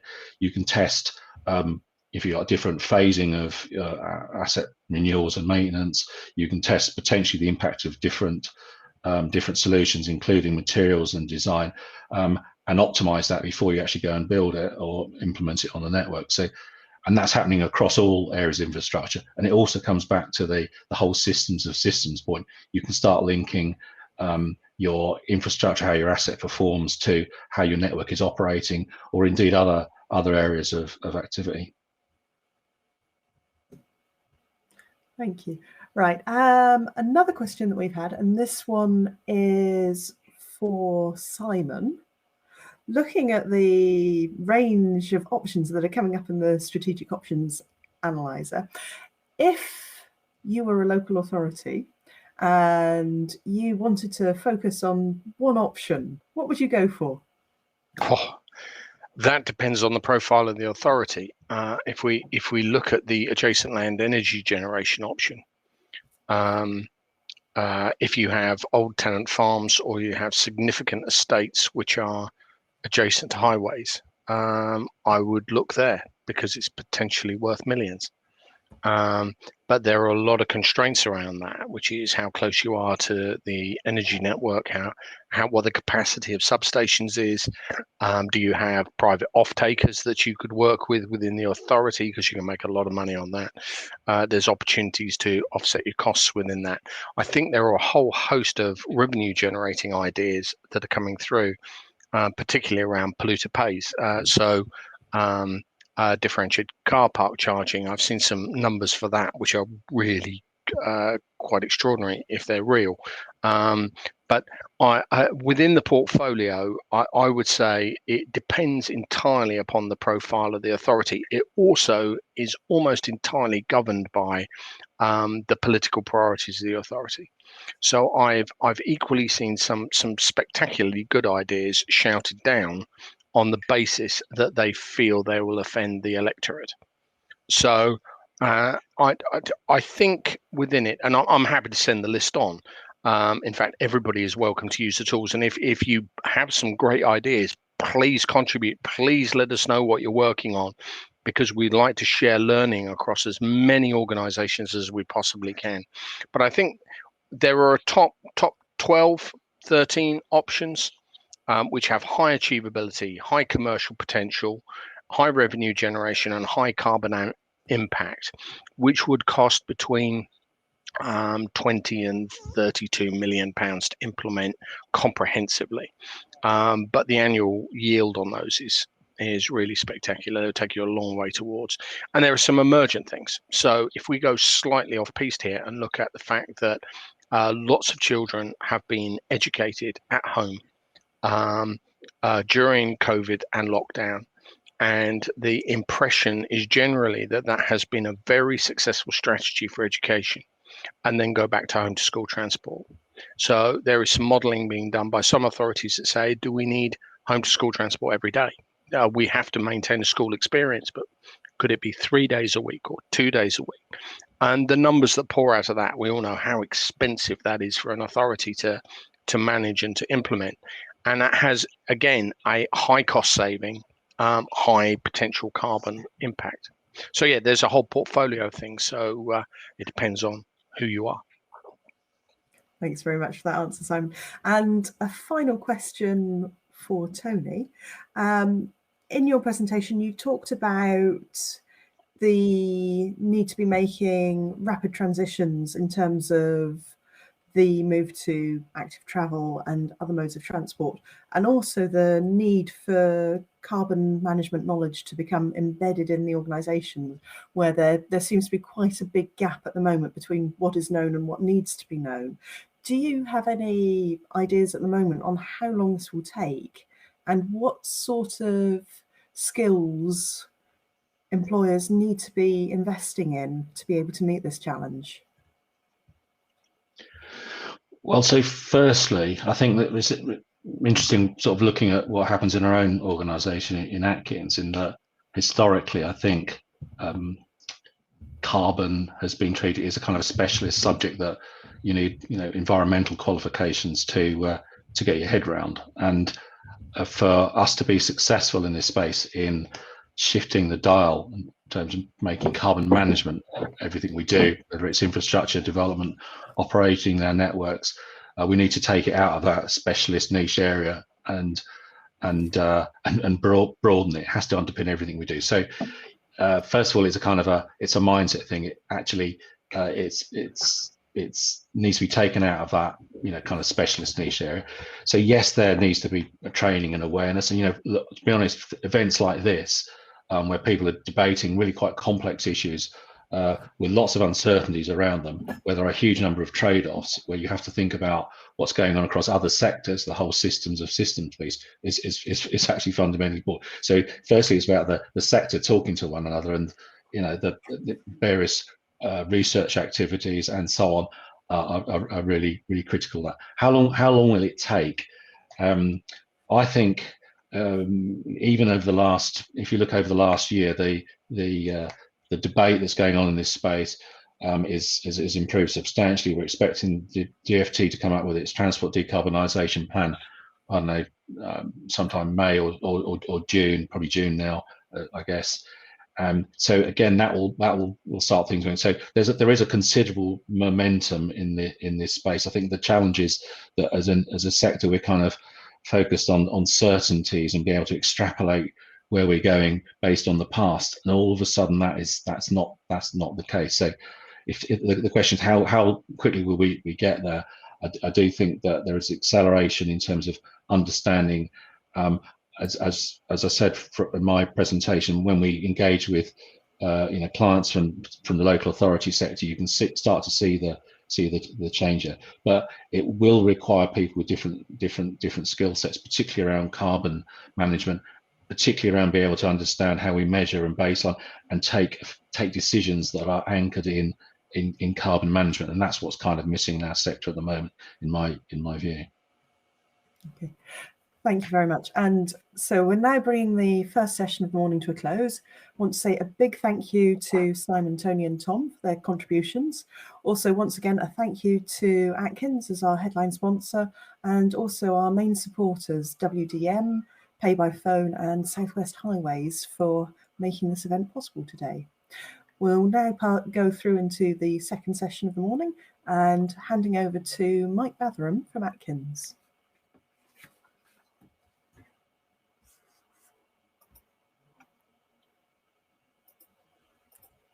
Thank you, Emma.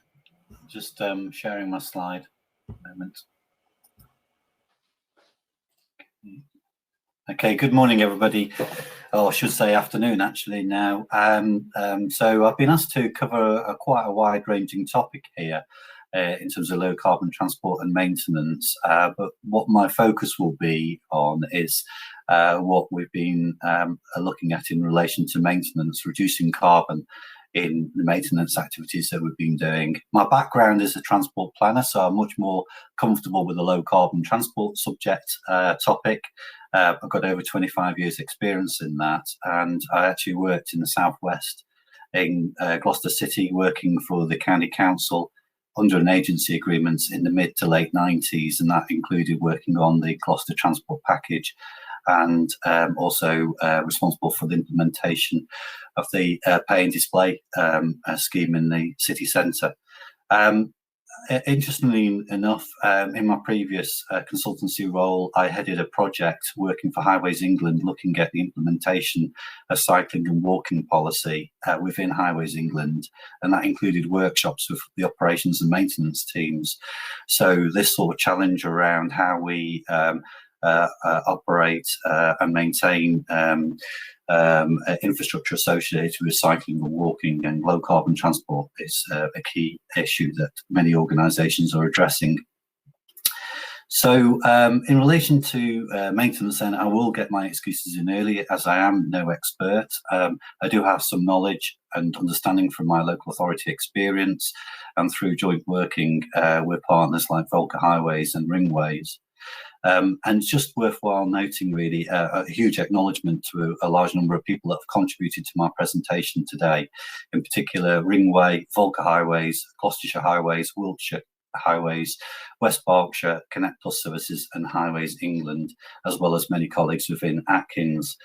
But by coming at this relatively fresh, I'm hoping I can provide some insights in terms of what I've discovered over the last sort of 4 or so weeks looking at this particular topic.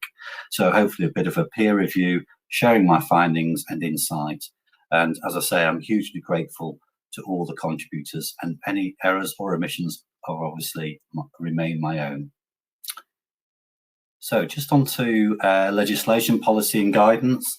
I think it's it's obviously worthwhile just mentioning that it's not just the legislation, policy and guidance that's influenced action.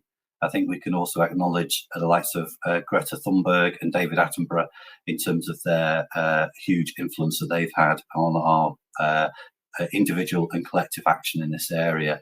But looking at the legislation and guidance, the Climate Act 2008 is obviously a notable legislation, provided a legally binding target for us, which updated in 2019 meant that the target became zero carbon for us in the UK. Past 2080, bottom right hand corner, verification. It's interesting, having looked at this documentation, it basically provides a common framework for all infrastructure sectors and how to manage whole life carbon when delivering infrastructure assets and works. And then obviously notable as well is the code of practice, which again has signposts to the requirement to look at carbon in a whole life cycle approach when looking at maintenance. And then legislation, further legislation, all of the attendees no doubt will be familiar with these documents: Decarbonising Transport, the Committee on Climate Change and Road to Zero, all really around decarbonising transport. So what does it all mean for local authorities? The first is the policy and direction sets the clear direction towards net zero. Tony Meehan has already mentioned that by far the largest source, nearly a third of all emissions in the UK come from transport use, and overall about half of the carbon emissions is from infrastructure, with about 70% of that being from the use and 30% from the construction, maintenance and operations. Around 230 councils, as we're aware, have declared a climate emergency. The target is much more strict than the UK target, of course, in terms of achieving it by 2030 rather than 2050. And obviously key to that will be highways departments in terms of the ownership, accountability, but also working. One of the key things that I've really discovered in looking at this is that the collaboration is key among supply chain and the whole value chain in terms of highway delivery and maintenance. That's going to be really key to the success.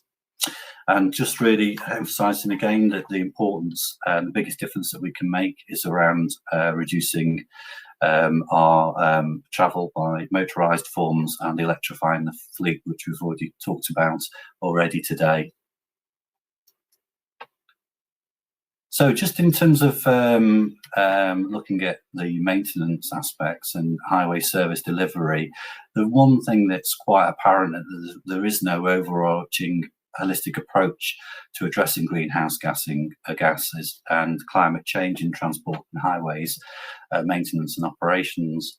There are lots of examples, though, of individual initiatives, materials, vehicles, low carbon maintenance, and other approaches to green infrastructure, which I'll cover a little bit later in the presentation. There are some really great examples of industry collaboration, and had Simon already from Proving Services talking about the collaboration that's taking place and joint working, and that's both with Adept and also in the Southwest with the Infrastructure Partnership. Again, I'll talk a little bit about that later. And then the work that Proving and Adept are currently doing in relation to Scope 1 and 2 emissions and highways. So just some initial thoughts, really. Some of the audience will be familiar that in the middle of this diagram is in essence, the PAS 28 approach, the carbon management process that PAS 28 talks about: setting targets, setting a baseline and monitoring, and looking at it across the whole life cycle of the infrastructure programme. But one of the things that's quite apparent is that that also needs to be set within the context of a wider strategy, really being clear across the highways and transport services, why we're doing it, what are we doing, and when are we doing it, including actions that are within the local transport plan, and also being very clear that an overarching baseline data is set with a clear line of sight to the outcomes that we want to achieve in this. But the key real finding is that at the moment we don't really have that holistic approach. It's also worthwhile noting that the UK Green Building Council document 2017, delivering low carbon infrastructure, recommends setting an industry-wide target as well, so recognises there's a gap there. So just to emphasise the PAS 28 approach there in the top right-hand corner, which is that life cycle, looking at the whole planning, design, construction, operation and maintenance associated with infrastructure assets, which is set out in PAS 2080. And then really in the bottom right-hand corner, recognising that highways and transport and our sector sits within a much wider economy and is part of that wider ecosystem that we need to address as society. One of the things that is important when we're looking at carbon in highways is obviously to understand what the baseline is, so that we can monitor our performance in terms of the schemes and the initiatives that we deliver. So a number of carbon calculators are out there. These are just some that I've come across. TRL has one, the Environment Agency has another one, and Highways England. The Environment Agency and Highways England ones are both free to download, and they're relatively easy to use. What these help us to do is to understand what the carbon footprint would look like from various different materials, and also transport of those materials to site. So it's very important that we have got an understanding of what the baseline carbon is, so we can benchmark any savings and any reductions on that. Some more examples. These are from Atkins. The carbon knowledge base does very similar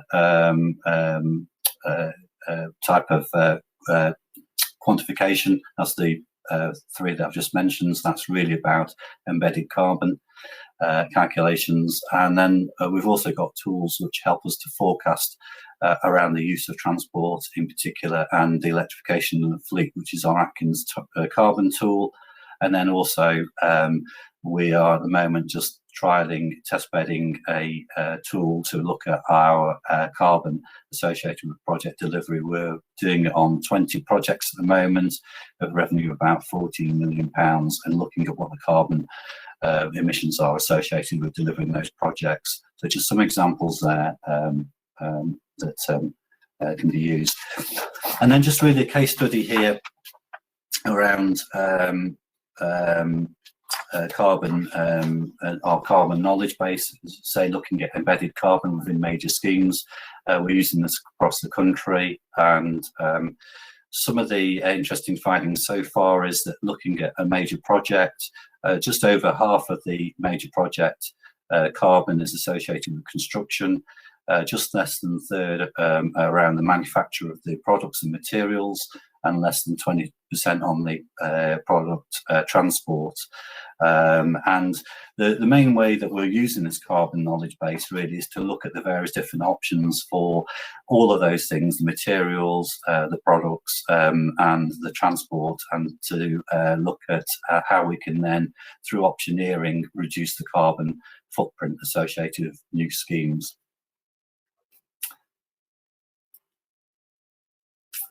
So just a little bit about collaboration. So as I've mentioned at the start, one of the things that I have identified is that there's a significant amount of collaboration taking place within the industry to help to drive forward best practice and guidance, rather than looking at initiatives individually, which is what we've tended to do to date.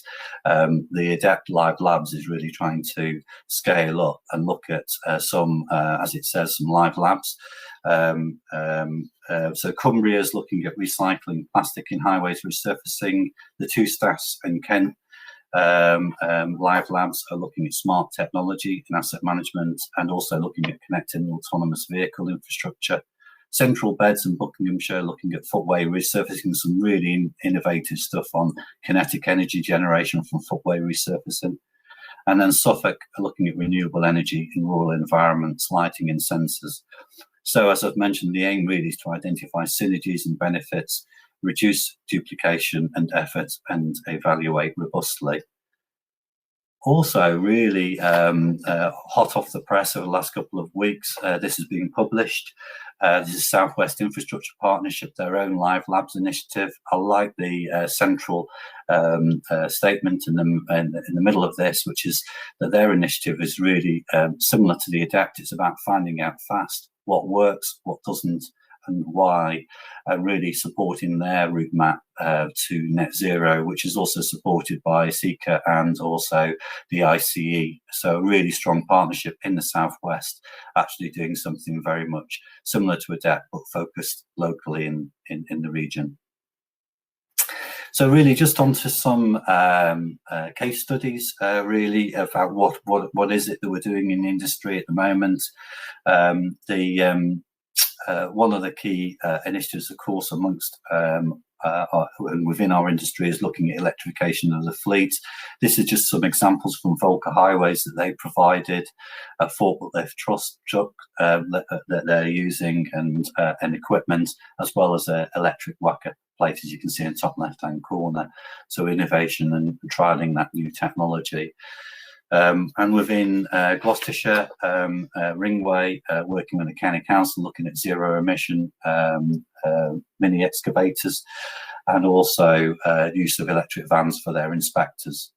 And they are trialling a lot of equipment, electric equipment, with suppliers and with companies that lease the equipment to test out the likes of strimmers, hedge cutters, chainsaws, plate compactors, and so on and so forth. So a lot of real advances in electrification of the equipment and material and vehicles that we're using in maintenance. Just a spotlight, I should say, on our LED lighting project in Wiltshire, where energy savings have been identified already. So far, about 33% compared to last year, April last year, but expected to have more as the project is rolled out. Obviously, something that is taking place nationally. We're seeing a lot of these LED lighting projects being implemented, saving energy. And also some innovation around use of solar panels to light signs, and some innovation around using existing street furniture to mount those signs on, rather than bringing in new posts and so on. So again, saving resource and saving energy. Wiltshire and a number of different local authorities have also been using materials and recycling materials on site to reduce the carbon footprint. This is an example from Wiltshire, where which dates back to around 2014, from early trials of using low temperature asphalts. And one of the key challenges associated with the use of this was whether it was going to be as robust as hot asphalt. and there are a number of papers that prove that it is as robust, but most significantly that significant reductions in CO2 have been achieved through the use of these materials, as well as less steam and a quicker implementation, which saves time, cost and money. I think one of the overarching things that I've uncovered in looking at these case studies is that it's not just the carbon savings that stand out, but also the savings in cost, time and ease of implementation of these schemes. So that's a really good example there. Similarly, there have been trials on the SRN, on the Highways England network. This is from our Connect Plus services, where recycling of asphalt has taken place and using thinner surface course trials to reduce carbon emissions. And again, most importantly, to reduce the need to import materials to site, so reducing transport of materials, saving carbon. Something similar here, really. This is from West Berkshire, again, colleagues in Volk Highways. They've provided this as an example of how recycling aggregate and bitumen on the road has actually helped to save carbon, save costs, and they're claiming, the product manufacturers, Roadmen, are claiming it's about 90% reduction in CO2 from the reduced vehicle movement for waste material to site. And even within the drainage investigation, Ringways have been implementing using equipment to recycle the wastewater on site, to filter it on site, to save that having to be taken off to be tipped. So again, reducing the need to move large amounts of waste material. So saving on the CO2 emissions. And then pontoons. This is from our contract in Wiltshire, where Atkins with Ringway have been using pontoons. The main benefits are that no scaffolding is required. There's less disturbance of wildlife. It reduces deliveries as it can be deployed locally. And there's no drilling into the structures, and they do have good weight bearing loads. So some real innovation there. The main benefit, as I mentioned, really is around reducing the delivery and transport costs, because they can be deployed locally by local staff, and there are no third-party delivery requirements, so reducing carbon emissions.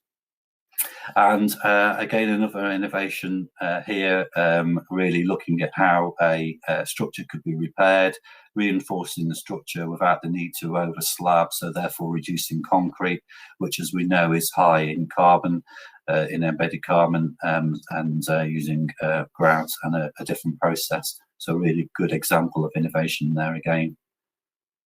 And then just a little touch point about cycleways and really the maintenance of them. There is, I think, hopefully most people on this call, on this workshop, will be aware that there's the Local Transport Net 120 published, which really provides good guidance on the maintenance regime for cycleways, which is really useful, which can help inform specifications. I think one of the key challenges that's been uncovered, of course, is that contracts have limited coverage at the moment. Some of the existing contracts for winter gritting of cycleways, and also there have been historically some challenges. The images there really are of some vehicles which have been adapted to enable the sweeping and maintenance of cycleways. And then, just an interesting proposal here around potentially could e-scooters be used for the inspectors looking at the cycleways. And then interesting feedback I had from a number of different people was that there's been some interesting dimensions with the emergency active travel schemes and highway maintenance schemes, where roads have been closed to allow cycling and walking, that there's been some adverse impact on the maintenance routes for gully cleansing and so on. And also I've seen that there's been some innovation really around how we as an industry have been working with stakeholders and local residents during the COVID-19 period, when there's been a lot more cars parked at home, meaning that access to gullies has been a little bit more challenging than usual, and some really good examples of how those challenges have been overcome. So just thank you, really. So my summary really is that there's some really great case studies of initiatives taken by individual organisations and local authorities that I've shared in terms of reducing carbon through individual schemes. There's some fantastic collaboration amongst local authorities and within the industry, the ADEPT and the South West Infrastructure Partnership being two prime examples. I think it's fair to say there's more work required for us to develop a holistic approach for highways and transport more widely, either at the local authority level or across the industry. So back to you. Thank you. Thank you very much, Mike. We're going to have a slight change to the schedule.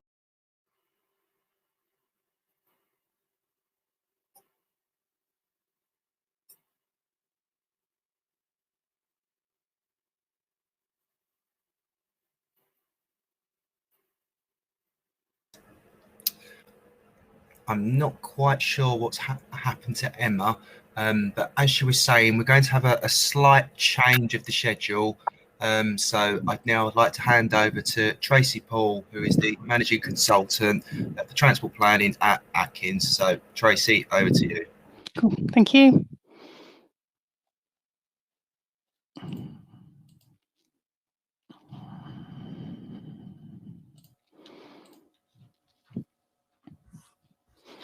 Great, thank you. So I'm Tracy Paul from Atkins, and I'm here to present about the FLOURISH Connected Autonomous Vehicles project and how the findings could apply to carbon. So there's an untapped potential to reduce carbon emissions by improving network management. With the advent of connected vehicles which can communicate with each other and network infrastructure, there's a real opportunity here. Eco-driving could bring carbon savings of around 5 to 10% on average, or even up to 15% if you were to limit higher speeds. Alleviating congestion could also reduce emissions by reducing idling, crawling, and acceleration. And congestion can add around over 20% to carbon emissions for travel on a given section of road. In faster-moving areas, these benefits could be increased if the speed limits were limited to the most efficient levels of around 50 miles an hour. But it's really important to manage demand and maximise shift to sustainable modes. We need all aspects of the transport system to work together if we're to meet net zero targets. So I'll be talking about the FLOURISH Research and Development Project, which was one of the first to look at the technology for connecting vehicles, and we simulated traffic management in a virtual world. Overall, FLOURISH was about the user and what's needed to ensure user acceptance and trust, to ensure enhanced and inclusive mobility and efficient use of our road network. We researched what does data mean for local authorities delivering connected services to manage their road network, as well as the benefits to the travelling public. So next there'll be a video from FLOURISH outlining the benefits of connectivity.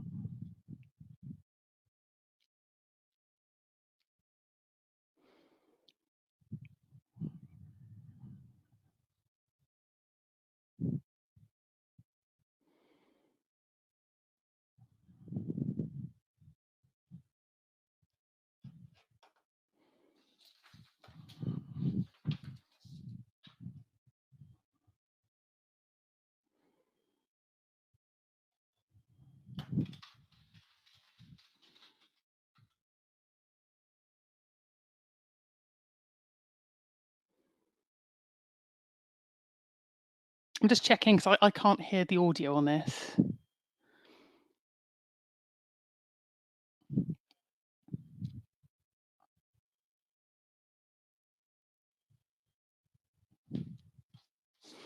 Okay, well, I think what I'll do. Oh no, there we go.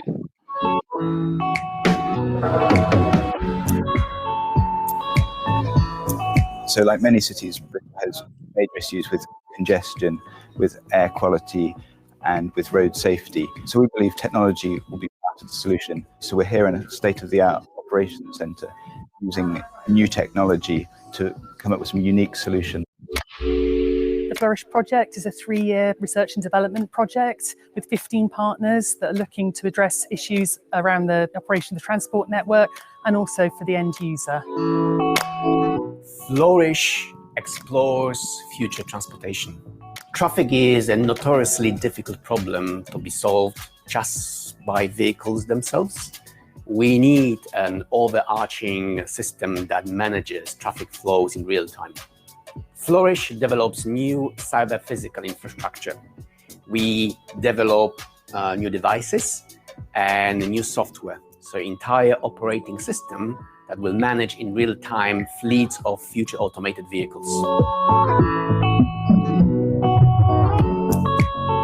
Currently, the technology relies on sending data to the cloud, which takes too long.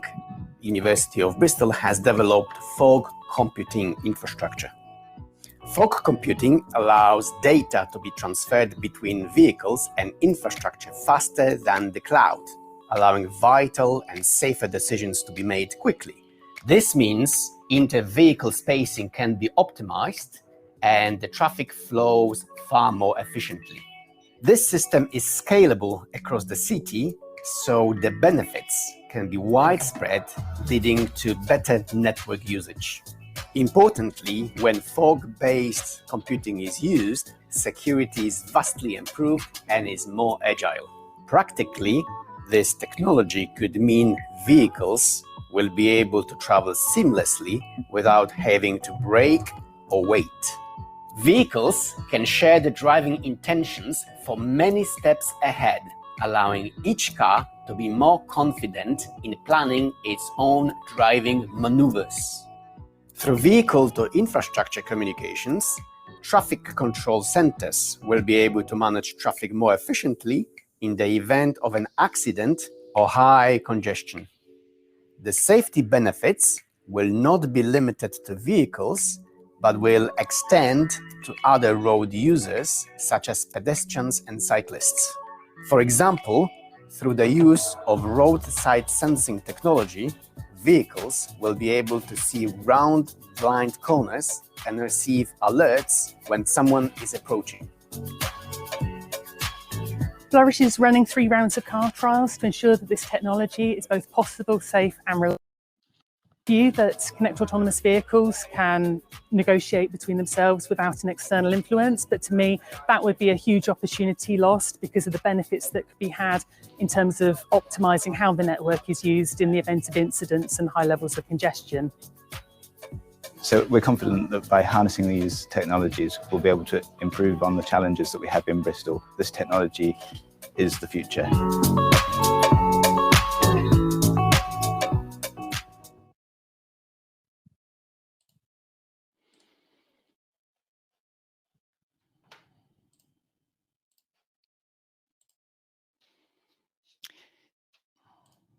Great, thank you. So we carried out 8 trials to ensure that all elements from the user to the vehicle to the network were considered in a safe and secure manner.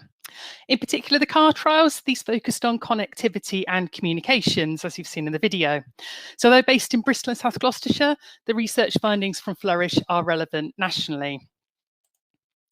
So FLOURISH looks at connectivity in both the real and virtual world. So connected vehicles can send information about themselves to each other and also to connected roadside infrastructure. Tracy, and this on information mute at the moment. Oh.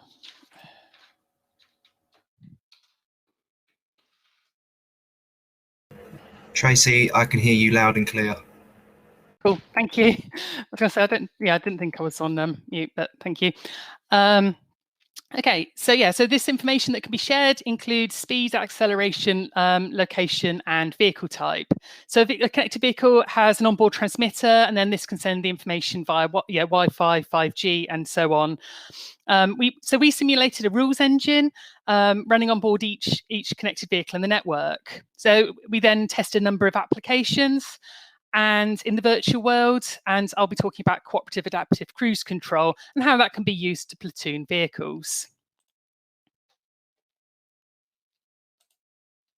So cooperative adaptive cruise control is effectively a form of eco-driving, and it forms forms a series of platoons on motorways and dual carriageway, allowing a vehicle to accelerate to the speed of its leader until it reaches a specified headway. And then once that headway is reached, allows the following vehicles to match that speed. And this process keeps repeating, so there's many vehicles all travelling at the same speed and headway, and this is known as a platoon.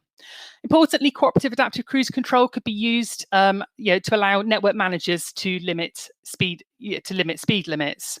So several benefits. Firstly, in terms of throughput, it allows more vehicles to fit into one lane by reducing the distance in between, and reduce traffic disturbances in the upstream direction to help reduce traffic jams and improve overall speeds.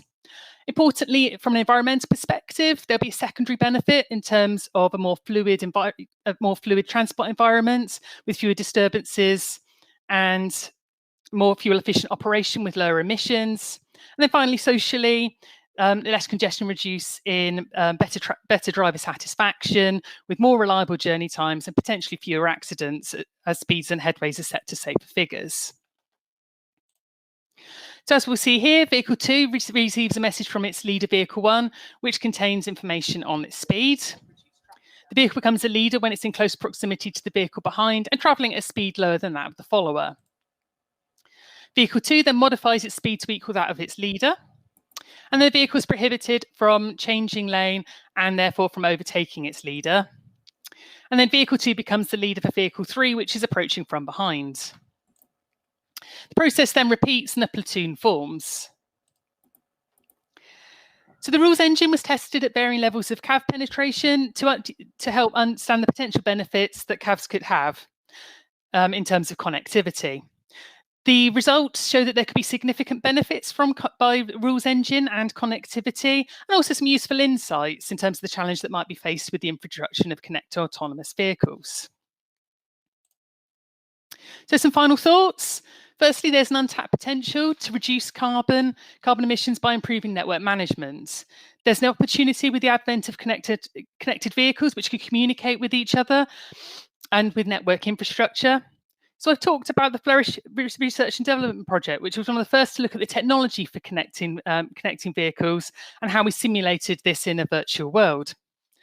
But it's important to note that even with as the fleet switching to electric vehicles, there will still be a demand. There will be continue to be a demand for clean energy, and therefore it continues to be important to have efficiency improvements in the way that we run the network.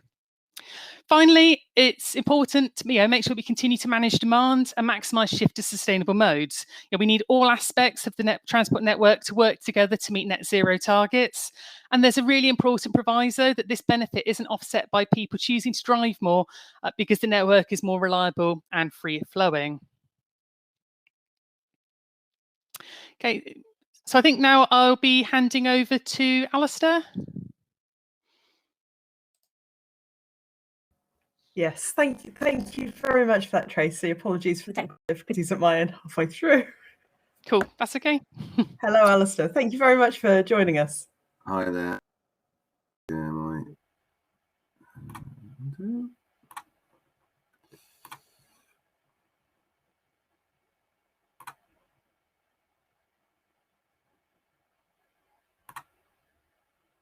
Great. Okay, does that come up, Emma? Alistair, we can see it. Okay, great, thanks. Okay, yeah, so my name's Alistair Mumford from Devon County Council. I'm just going to talk about the Street Hubs project, who's changed its name a little bit and is now, well, it was Rapid Charging Exeter, and now it's Rapid Charging Devon.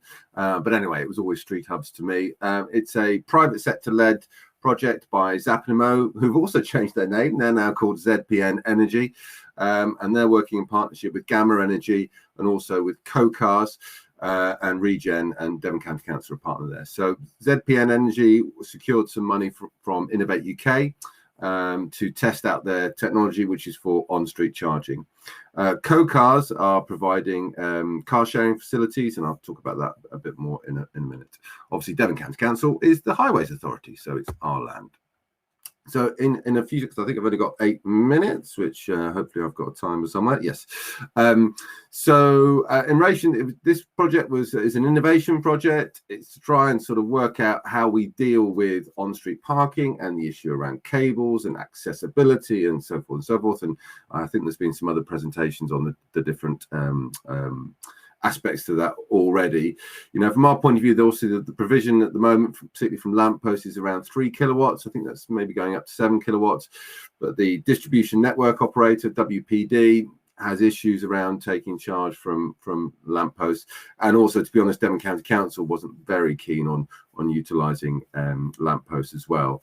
And we thought that, and it was decided around, well, rapid provision would be good to have on a very granular level as well. So that sort of made us interested in this project. And as I say, ZPN have manufactured this new unit. This is a drawing, a graphic. It's not a real installation. I'll get close to showing you a real installation in a minute. But essentially, their technology provides a 50 kilowatt rapid charge. So you'll see a little green box behind that car. That's the battery. So that stores up with electricity, and then it obviously discharges through the unit. So you can provide a 50 kilowatt rapid charge. It also can provide an AC charge as well. So when the battery is charged up, the DC can do 50 kilowatts, the AC can do 7.4 kilowatts, and when the battery is depleted, the DC goes down to 10 kilowatts, but the AC stays at 7.4 kilowatts. And obviously, when the battery is full again, it's ready to do a 50 kilowatt charge. So Devon County Council decided that the bays would only be for use of EVs, and that would be enforced by ourselves. We also decided that they wouldn't need a residence parking permit to be in this bays, so any EV can park there. But between 7 o'clock and 6 o'clock, users of the charge points will pay a higher rate once their battery is full to ensure those needing power can access the units to get some level of churn there. But between 6 o'clock in the evening and 7 o'clock in the morning, users will not be charged at that higher rate, because our concern there was that somebody could come home from work, leave their car there to get it charged, and then have to go out. You know, it's dark, it's wet, it's cold, or whatever, and that didn't feel like the best to be forcing people to do that. So we made that change as we went along. We've also tried to secure, and I think we've got there, a discount for local residents so they could get 10% off. But I think there's a slight technical issue with that one, but we're hoping that Gamma will be able to sort that out as the charge point operator. The other important thing to say is that the unit comes with a cable, so for the rapid, and that cable is on a clever machine which takes the weight out of it, so it should be easier to use and to connect. And when it's sort of tight, well, you can see there's a bit of slack in there, but when they take it out, it goes back into the unit itself, and it's got touchscreen and all the usual clever gubbins in there. So one of the big parts of this was trying to find out where to put these charge points, really. So we initially got Cenex in to do a bit of a heat map, so looking for areas with lack of off-street parking, potentially higher value occupations, and commuting using the car, that kind of thing. But really, that doesn't save much of the time. You've got spent a lot of meetings with fellow officers and Gamma, looking on Google Maps and going, oh, how about that street? And oh, what about just there? You know, really trying to get down to the nitty gritty of it. We are hoping to do a piece of work with WSP and Field Dynamics to look at Devon as a whole, to try and get a better idea about where on-street charging needs to be. But I do think it's something that the government could do with supporting there, because we're all going to have this problem. We're all going to have to spend money on consultants trying to work out where they need to go. So what we really wanted to find was, and apologies for the quality of the graphics in these images, is those locations which are, as my colleague Chris Rook coined the phrase, no man's land. Because obviously nobody wants to come out of their front door and find that there's a charge point there. Well, maybe if they've got an EV, but or like the technology. So areas that were adjacent to parks or down the side of property, those were much more likely for us to take on. So finding those locations was part of the reason why it took quite a little bit more time. But in terms of the layout then, so we went for, as you see there, sort of 4 bays. Gamma wanted to put in 2 charge points. In hindsight, I wouldn't have gone for 2. I would like to have gone for 1, but they said that was commercially viable. So we took that argument to the councillors. But essentially then you've got your 2 batteries at the back of the curb, and then your 2 charge points, and each charge point then is serving 2 bays. And in terms of the distances, and again, this was something we had to think about as we were going through. There wasn't any sort of defined for charge points particularly.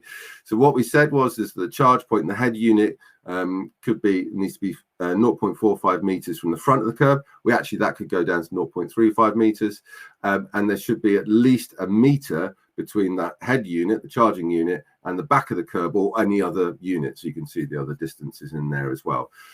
That proved, so we've started out in Exeter, we've moved to other areas now, but that proved okay for about the first 10 sites. After that, it was really difficult to find pavement where you had the appropriate widths. There were one area that comes to mind particularly where there were, there's no off-street parking at all, massively in need of this, but the pavement was very, very narrow. And of course, where we had narrow, we started to think about build outs. So we came up with a build out specification. The bay size to be no less than 5,500 millimeters. The build outs to not have bollards. When we started thinking about bollards, it just got far too complicated. But that the distance from the charge point to the edge of the build out will be no less than 500 millimeters. So that hopefully sorts that problem out as well. And then where the build out joins onto the pavement, that there's a duct there to let any water run through. Having looked at a few other councils that have done it, it's a very interesting area. And again, it'd be great to get government guidance on what the appropriate build out spec would be. We'll have to wait and see how this works out, but particularly around the issue of wheelchair access. And it is very complicated. And you get me having to use my GCSE art and then computer skills, trying to work out, right, where does the cable go and how can we do it? Because of course, at the moment, we've got cars with front chargers and backside chargers. There's a rude word in there. And we need to be able to work out situations where they can charge and they can get around with their wheelchair. And I have to admit, I don't think we've been able to work it out for this particular type of unit. And I think the manufacturers are going to have to think about this more. And to be honest, it seems to be at the moment that all car manufacturers need to go for rear side sockets for where they connect up, because otherwise, can't see how this is going to work. Or we just say wheelchair users, you have to go to a dedicated, a car park, something like that. But it's definitely needs some more guidance and work in that area. And then we get the issue of we got our lovely design and then the reality. So this is as close as you're going to get to a finished one. They're working on it currently, and there's been some issues with the supply chain getting the batteries, as we can all imagine. So they're delayed there. So this is what we got to. It's a slightly more brutal look than hopefully it'll have when it's finished. But the feeder pillar is much bigger than they thought it was going to be. And we're now trying to have discussion with WPD to see if that can be rectified, because of course the distances are all mucked up. So one of the definite lessons is to not trust your CPO to get things right in some ways, never assume, and to double check these things all the way through. And then just in terms of the agreements then, so we've got a Section 50 license and we've got a Section 50 agreement as well. More than happy to, if anybody wants the agreement's the most interesting bit. So in there, we've got clauses so that the units can be removed. So, which unfortunately, I imagine is probably going to be the case. They're putting in 50 sites around the country, around the county. So some of those I can't imagine are going to work. But importantly, we've got a revenue share in there as well. And a revenue share, not profit share, always go for revenue share. And then agreed minimum response times. Something we learned from Oxford was around, getting that service provision as enforceable as possible. And then other sort of rules of service in there as well. Other sort of lessons, I think the shared mobility I mentioned about co-cars. So some of the sites will have an EV, EV car club car. And I think that's really good. It's sort of, I don't know, I've talked to some of my colleagues at WSP and they're unsure about car clubs. I think they do play a part. And of course, for EVs, they're very expensive. So this enables people to maybe try before they buy. And I think it increases service provision. So, councillors will like it. It maybe help to sweeten the pill of losing parking. And that's the main thing at the moment with this sort of two lobby groups, one around pavements and one around parking. Don't clutter the pavements and don't reduce our parking. The parking one is probably the noisier one, as you can imagine, but we're going to have to really see how that works out in reality. And I do, on the pavements, I can totally understand the more we clutter them up, the more problems we got there. Build outs will work, but of course, we're going to impact on parking more there. Commercial versus public, as sort of highlighted earlier on, they want to get as many charge points as they possibly can. Really, we need to be minimizing the amount of charge points going in at this stage so we can try and bring people with us. Also, they talked about advertising on the units, which wasn't really something that my senior managers at Devon County Council were happy about. So we've said no to that. We'll have to see how that one pans out. And about the price, and just trying to do something in there to make sure. So we got the discount of 10%, hopefully. But that's one of my concerns around EV is, how do we make sure that those prices are as equitable as possible? Marketing, I definitely think are my private sector partners, and hopefully they wouldn't be annoyed with me saying this, but miscalculated how much effort and money needs to go into marketing. I think that is a definite area that needs a lot of time and effort. But we have managed to do a program, well, hopefully, about engaging schools, because obviously all of those charge points, they're in an area and they can have a wrap on them of any design. So hopefully we're going to work with the schools to get some interesting designs. Hopefully they won't get my daughters to do a design on there, but yeah, we'll see how they look at it in the future. And it's new technology, and with all new technology, there is issues. It's still a lot of innovation in charge points, so I think we need to understand that things are going to go wrong and things need to be learned. So we need to be able to take people along with you on that kind of a journey. And I think that's my last slide. So yeah, thank you very much. Thank you very much for that, Alistair. That was a really interesting quick whiz through all things electric vehicle on-street parking.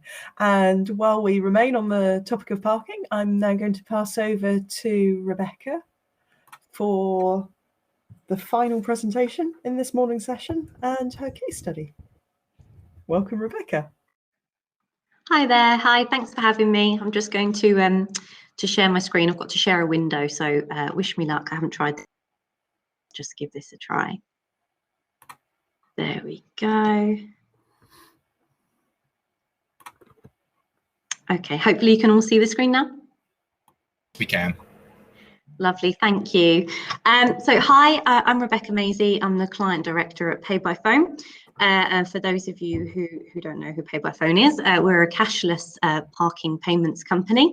We're a global company and we work with local authorities across the whole of the UK, Europe, North America and around the world. Environment and improving the environment is something that as a business is really important to us. We, for the last few years now, have been a carbon neutral company and last year received Carbon Neutral Plus certification. And we've taken our approach to wanting to improve the environment out to our clients and developed a few products and initiatives that we can work with our clients to help them also neutral approach. So today I'm going to touch on one of our new products, which is called Emitless. So Emitless is our emissions-based product that we've introduced to allow any local authorities, hospitals, private operators that we work with for cashless parking to offer differential rates based on the emissions of the vehicle. We first entered the world of emissions-based parking back in 2018 with a fairly basic version of it, which just allowed people to set different rates dependent on the fuel type of the vehicle.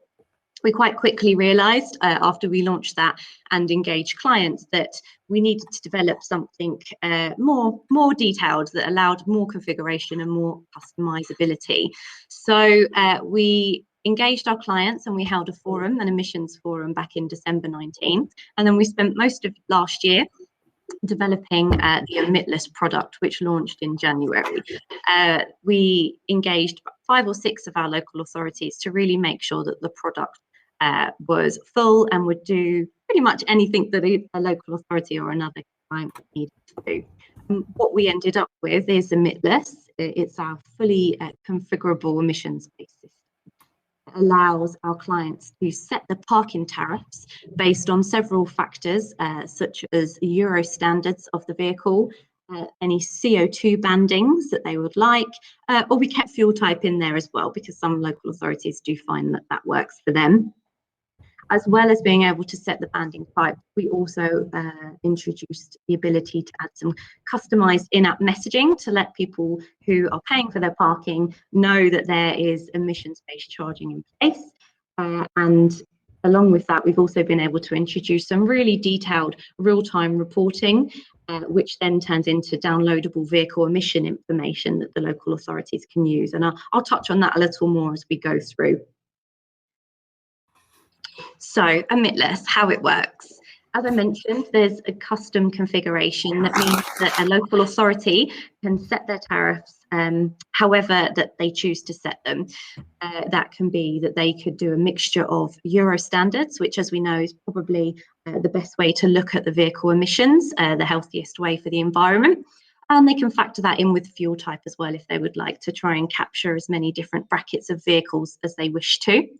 So from a customer perspective, when they arrive to pay for parking in an area that's had emitless activated, the first time they park, we do a DVLA lookup on their VRM and return back some information on that vehicle, a basic vehicle check. And our system then gives them the relevant parking rates depending on the information that's been returned. So if the local authority has gone for CO2 bandings, we capture the CO2 of that vehicle, and we then charge the member of the public the relevant rate for that CO2 of their vehicle. The parking experience for the customer is absolutely seamless. It's as per doing a normal cashless parking transaction. The only reason I guess they know that anything's different is that there's in-app messaging telling them that local authority has some emissions charging in place, and there's signage on street indicating it as well. The lookup is done once the first time they park, and it takes seconds to do. And the rate that's returned to them very clearly says why they're being charged that rate. So if it were a diesel rate, for example, it would clearly say on the screen that you're being charged a diesel rate today, and this is how much you need to park. So we've designed it to ensure that the whole experience from a customer perspective is no different to how it's always been from cashless parking. Now, how it works for the client, there's a lot of information that can be captured when you start looking at the emissions of vehicles that are parking. The real-time reporting was created because any cashless parking operator likes to share information as to how the transactions are happening and what's happening. And so all of our reports have been updated to include any of that fuel type, CO2 and Euro standards where it's applicable of the vehicle. And what that allows the clients to do is really start to look into the data to see what type of vehicles are parking in their borough, and hopefully in time start to shift around driving down the vehicles that are coming to the area that aren't great for the environment. Perhaps they put the tariffs up for those vehicles that release more emissions, and then they lower the tariffs for the vehicles with zero or very low emissions to encourage people to start to use more of those better for the environment vehicles. As we can see with the emitless product, we can see lots of wins that come out of this product being introduced really from an environmental perspective. The first one, as you can see, it's cleaner, safer air. As we all know, emissions from vehicles can cause chronic illness, shorten life expectancy and damage lung development in children. By introducing the emitless product, it can really show that these local authorities are looking at what's going on in their area and making some real steps to improve the air quality by the type of vehicles that are coming in. I guess it's a win for hearts and minds as well, as you would say. You can help with messaging around the in-app. We can also do outside of app messaging to let people know that we really are making a change to help change the air quality. It can be used to help clients reach goals that they might have. As we know, there's lots of local authorities with clean air plans in place, and introducing the emissions-based charging is a big tick towards making those steps to improve the air quality. And the good part about the customizability of this product is that it can just be set to be specific locations, perhaps very poor hotspots where we know the air quality is terrible, or we can go across the whole borough and introduce the rates across the whole council if needed. And I think the final win, as I've touched on already, is it's a results-driven product. I think that having something like this in place really can show residents, they can show like the clients as well, that they're taking the right steps towards the cleaner, greener world that we really would all like to get to. And these are active driven steps that can be taken. And again, they can be shown by monitoring the transactions that are occurring in the different types of fuel groups.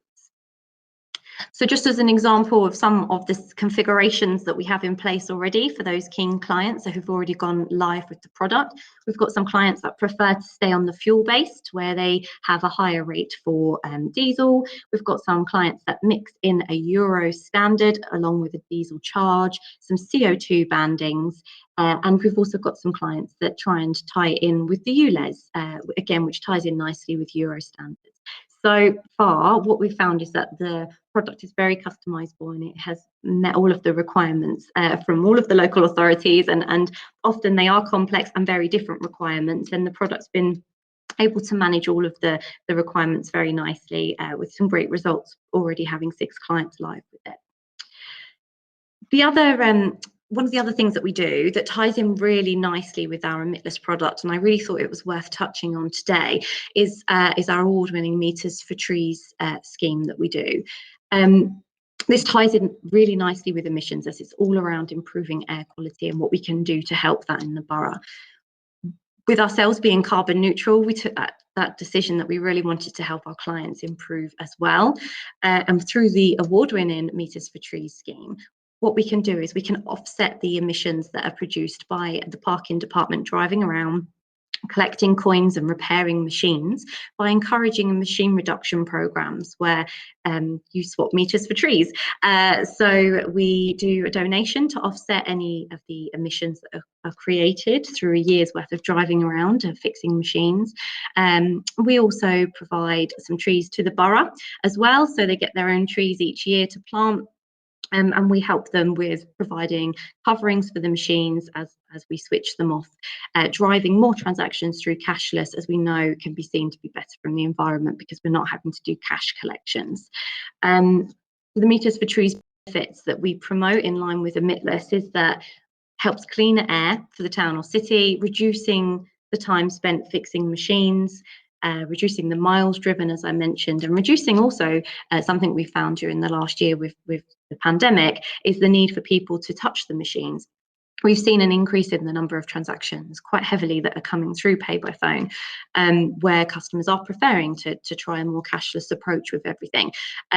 Therefore, reducing the machine estate using a nice incentive like Meters for Trees not only helps get rid of the old machines, reduce the amount of cash that needs to be collected, but it's also doing the right thing for the environment, meaning that the machines can be switched off, put out of service, and then there's a donation towards the Meters for Trees as well, helping the environment. So that's it from my slides. Obviously around to take any questions if anyone would like to know any more about any of our products and what we're doing to help. Thank you very much, Rebecca. We'll now move into the final question and answer session. So could I please ask Alistair and anyone else who should be in here to turn on the camera and microphone, please? Thanks very much. Our first question comes from Trevor Johnson, and this is for you, Alistair. This is the mention of how some fossil fuel filling stations deliver fuel from significantly above head height to reduce trip hazards, with the question of can similar systems be applied to the on-street parking environment? It's an interesting point, and I'll have to have a sort of think about that. Of course, the visual issue is going to be more prevalent, but it's going to have to be a compromise somewhere. And again, I raised it at an EST Energy Savings Trust session with OLEV, and I said, look, can you get some lawyers thinking about this? Because people are going to be, well, people are already probably, but people are going to be falling over cables, and there will be some people out there who want to litigate. And are they going to come to DCC? You know, we'll point them to the charge point operator, but we're obviously a big organisation. So I think there needs to be a lot more work on how these cables are going to operate, and maybe that's the solution, having them higher up. You know, I think, you know, maybe they're going to have lights in them, bright yellow. You know, some of these are in well, I was about to be disparaging towards students, because I think a lot of people do drink maybe a bit too much in the evenings, and that's when people are going to be charging. So yeah, it's just, yeah, I do worry about what it's sort of setting us up for, really. Okay, thank you very much, Alistair. I understand you've got to leave now to go to another. I can give you a few more minutes, but yes, okay. we'll have to go. I think we're actually free of questions for you in there. Feel free to sit in and chip in if any of the others have any interest to you. Got a question here for Mike, and this is with your local transport hat on. Just wondering what you see as being the main growth areas for the local transport sector over the next 5 years in meeting the carbon challenge. For instance, is there going to need to be a huge emphasis on behavioural change programmes such as travel planning, or will the provision of active transport routes or public transport, or even the focus on e-vehicles? Which of these are going to be the biggest ones that the industry needs to be focusing on and potentially getting upskilled as quickly as possible in? Yeah, no, it's a really good question, and I think, you know, there's a number of different themes that are coming from. I suppose what we do stand back and have a look at what the messaging is from government. Where's the funding being routed? We're seeing significant investment recently, obviously, in the national bus strategy. So we can expect that to continue with the, I love the term, the zebra zero emission buses as well.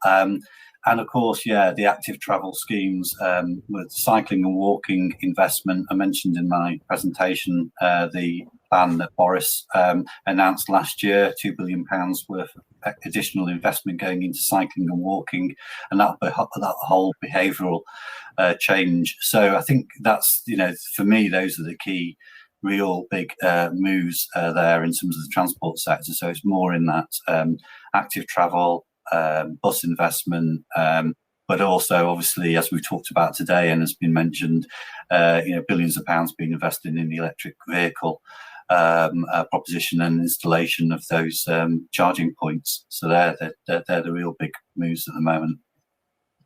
Okay, thank you very much. We haven't got any more questions from the audience, and I'm conscious that we are over time for the event. So I just want to say a big thank you to all the speakers who've been participating this morning, and thank you to everyone in the audience for your participation as well. The event has only been possible thanks to support from our sponsors and the supporters. Again, that's Atkins, WDM, Pay by Phone and South West Highways. Please do take the time to visit the exhibition booths, which will remain open until 9 o'clock this evening, and that will allow you to browse information in your own time. Also, a reminder of the next two events taking part in the series. On Tuesday, the 8th of June, we've got Decarbonised Streets and their maintenance, which is one I'd recommend as an absolute must for all the highways asset managers out there in the audience. And the final event is taking place on Tuesday, the 22nd of June, which is using the highway to cut carbon. And that's going to have lots of innovative ideas in there, which will be of interest to everyone working in the highway sector. And a final reminder that this event will be replayed on Hopin at 18:30 tonight for anyone who's missed part of the presentations. Thank you very much again for all your time, and thank you to Landor for all your efforts in making this run smoothly. Goodbye.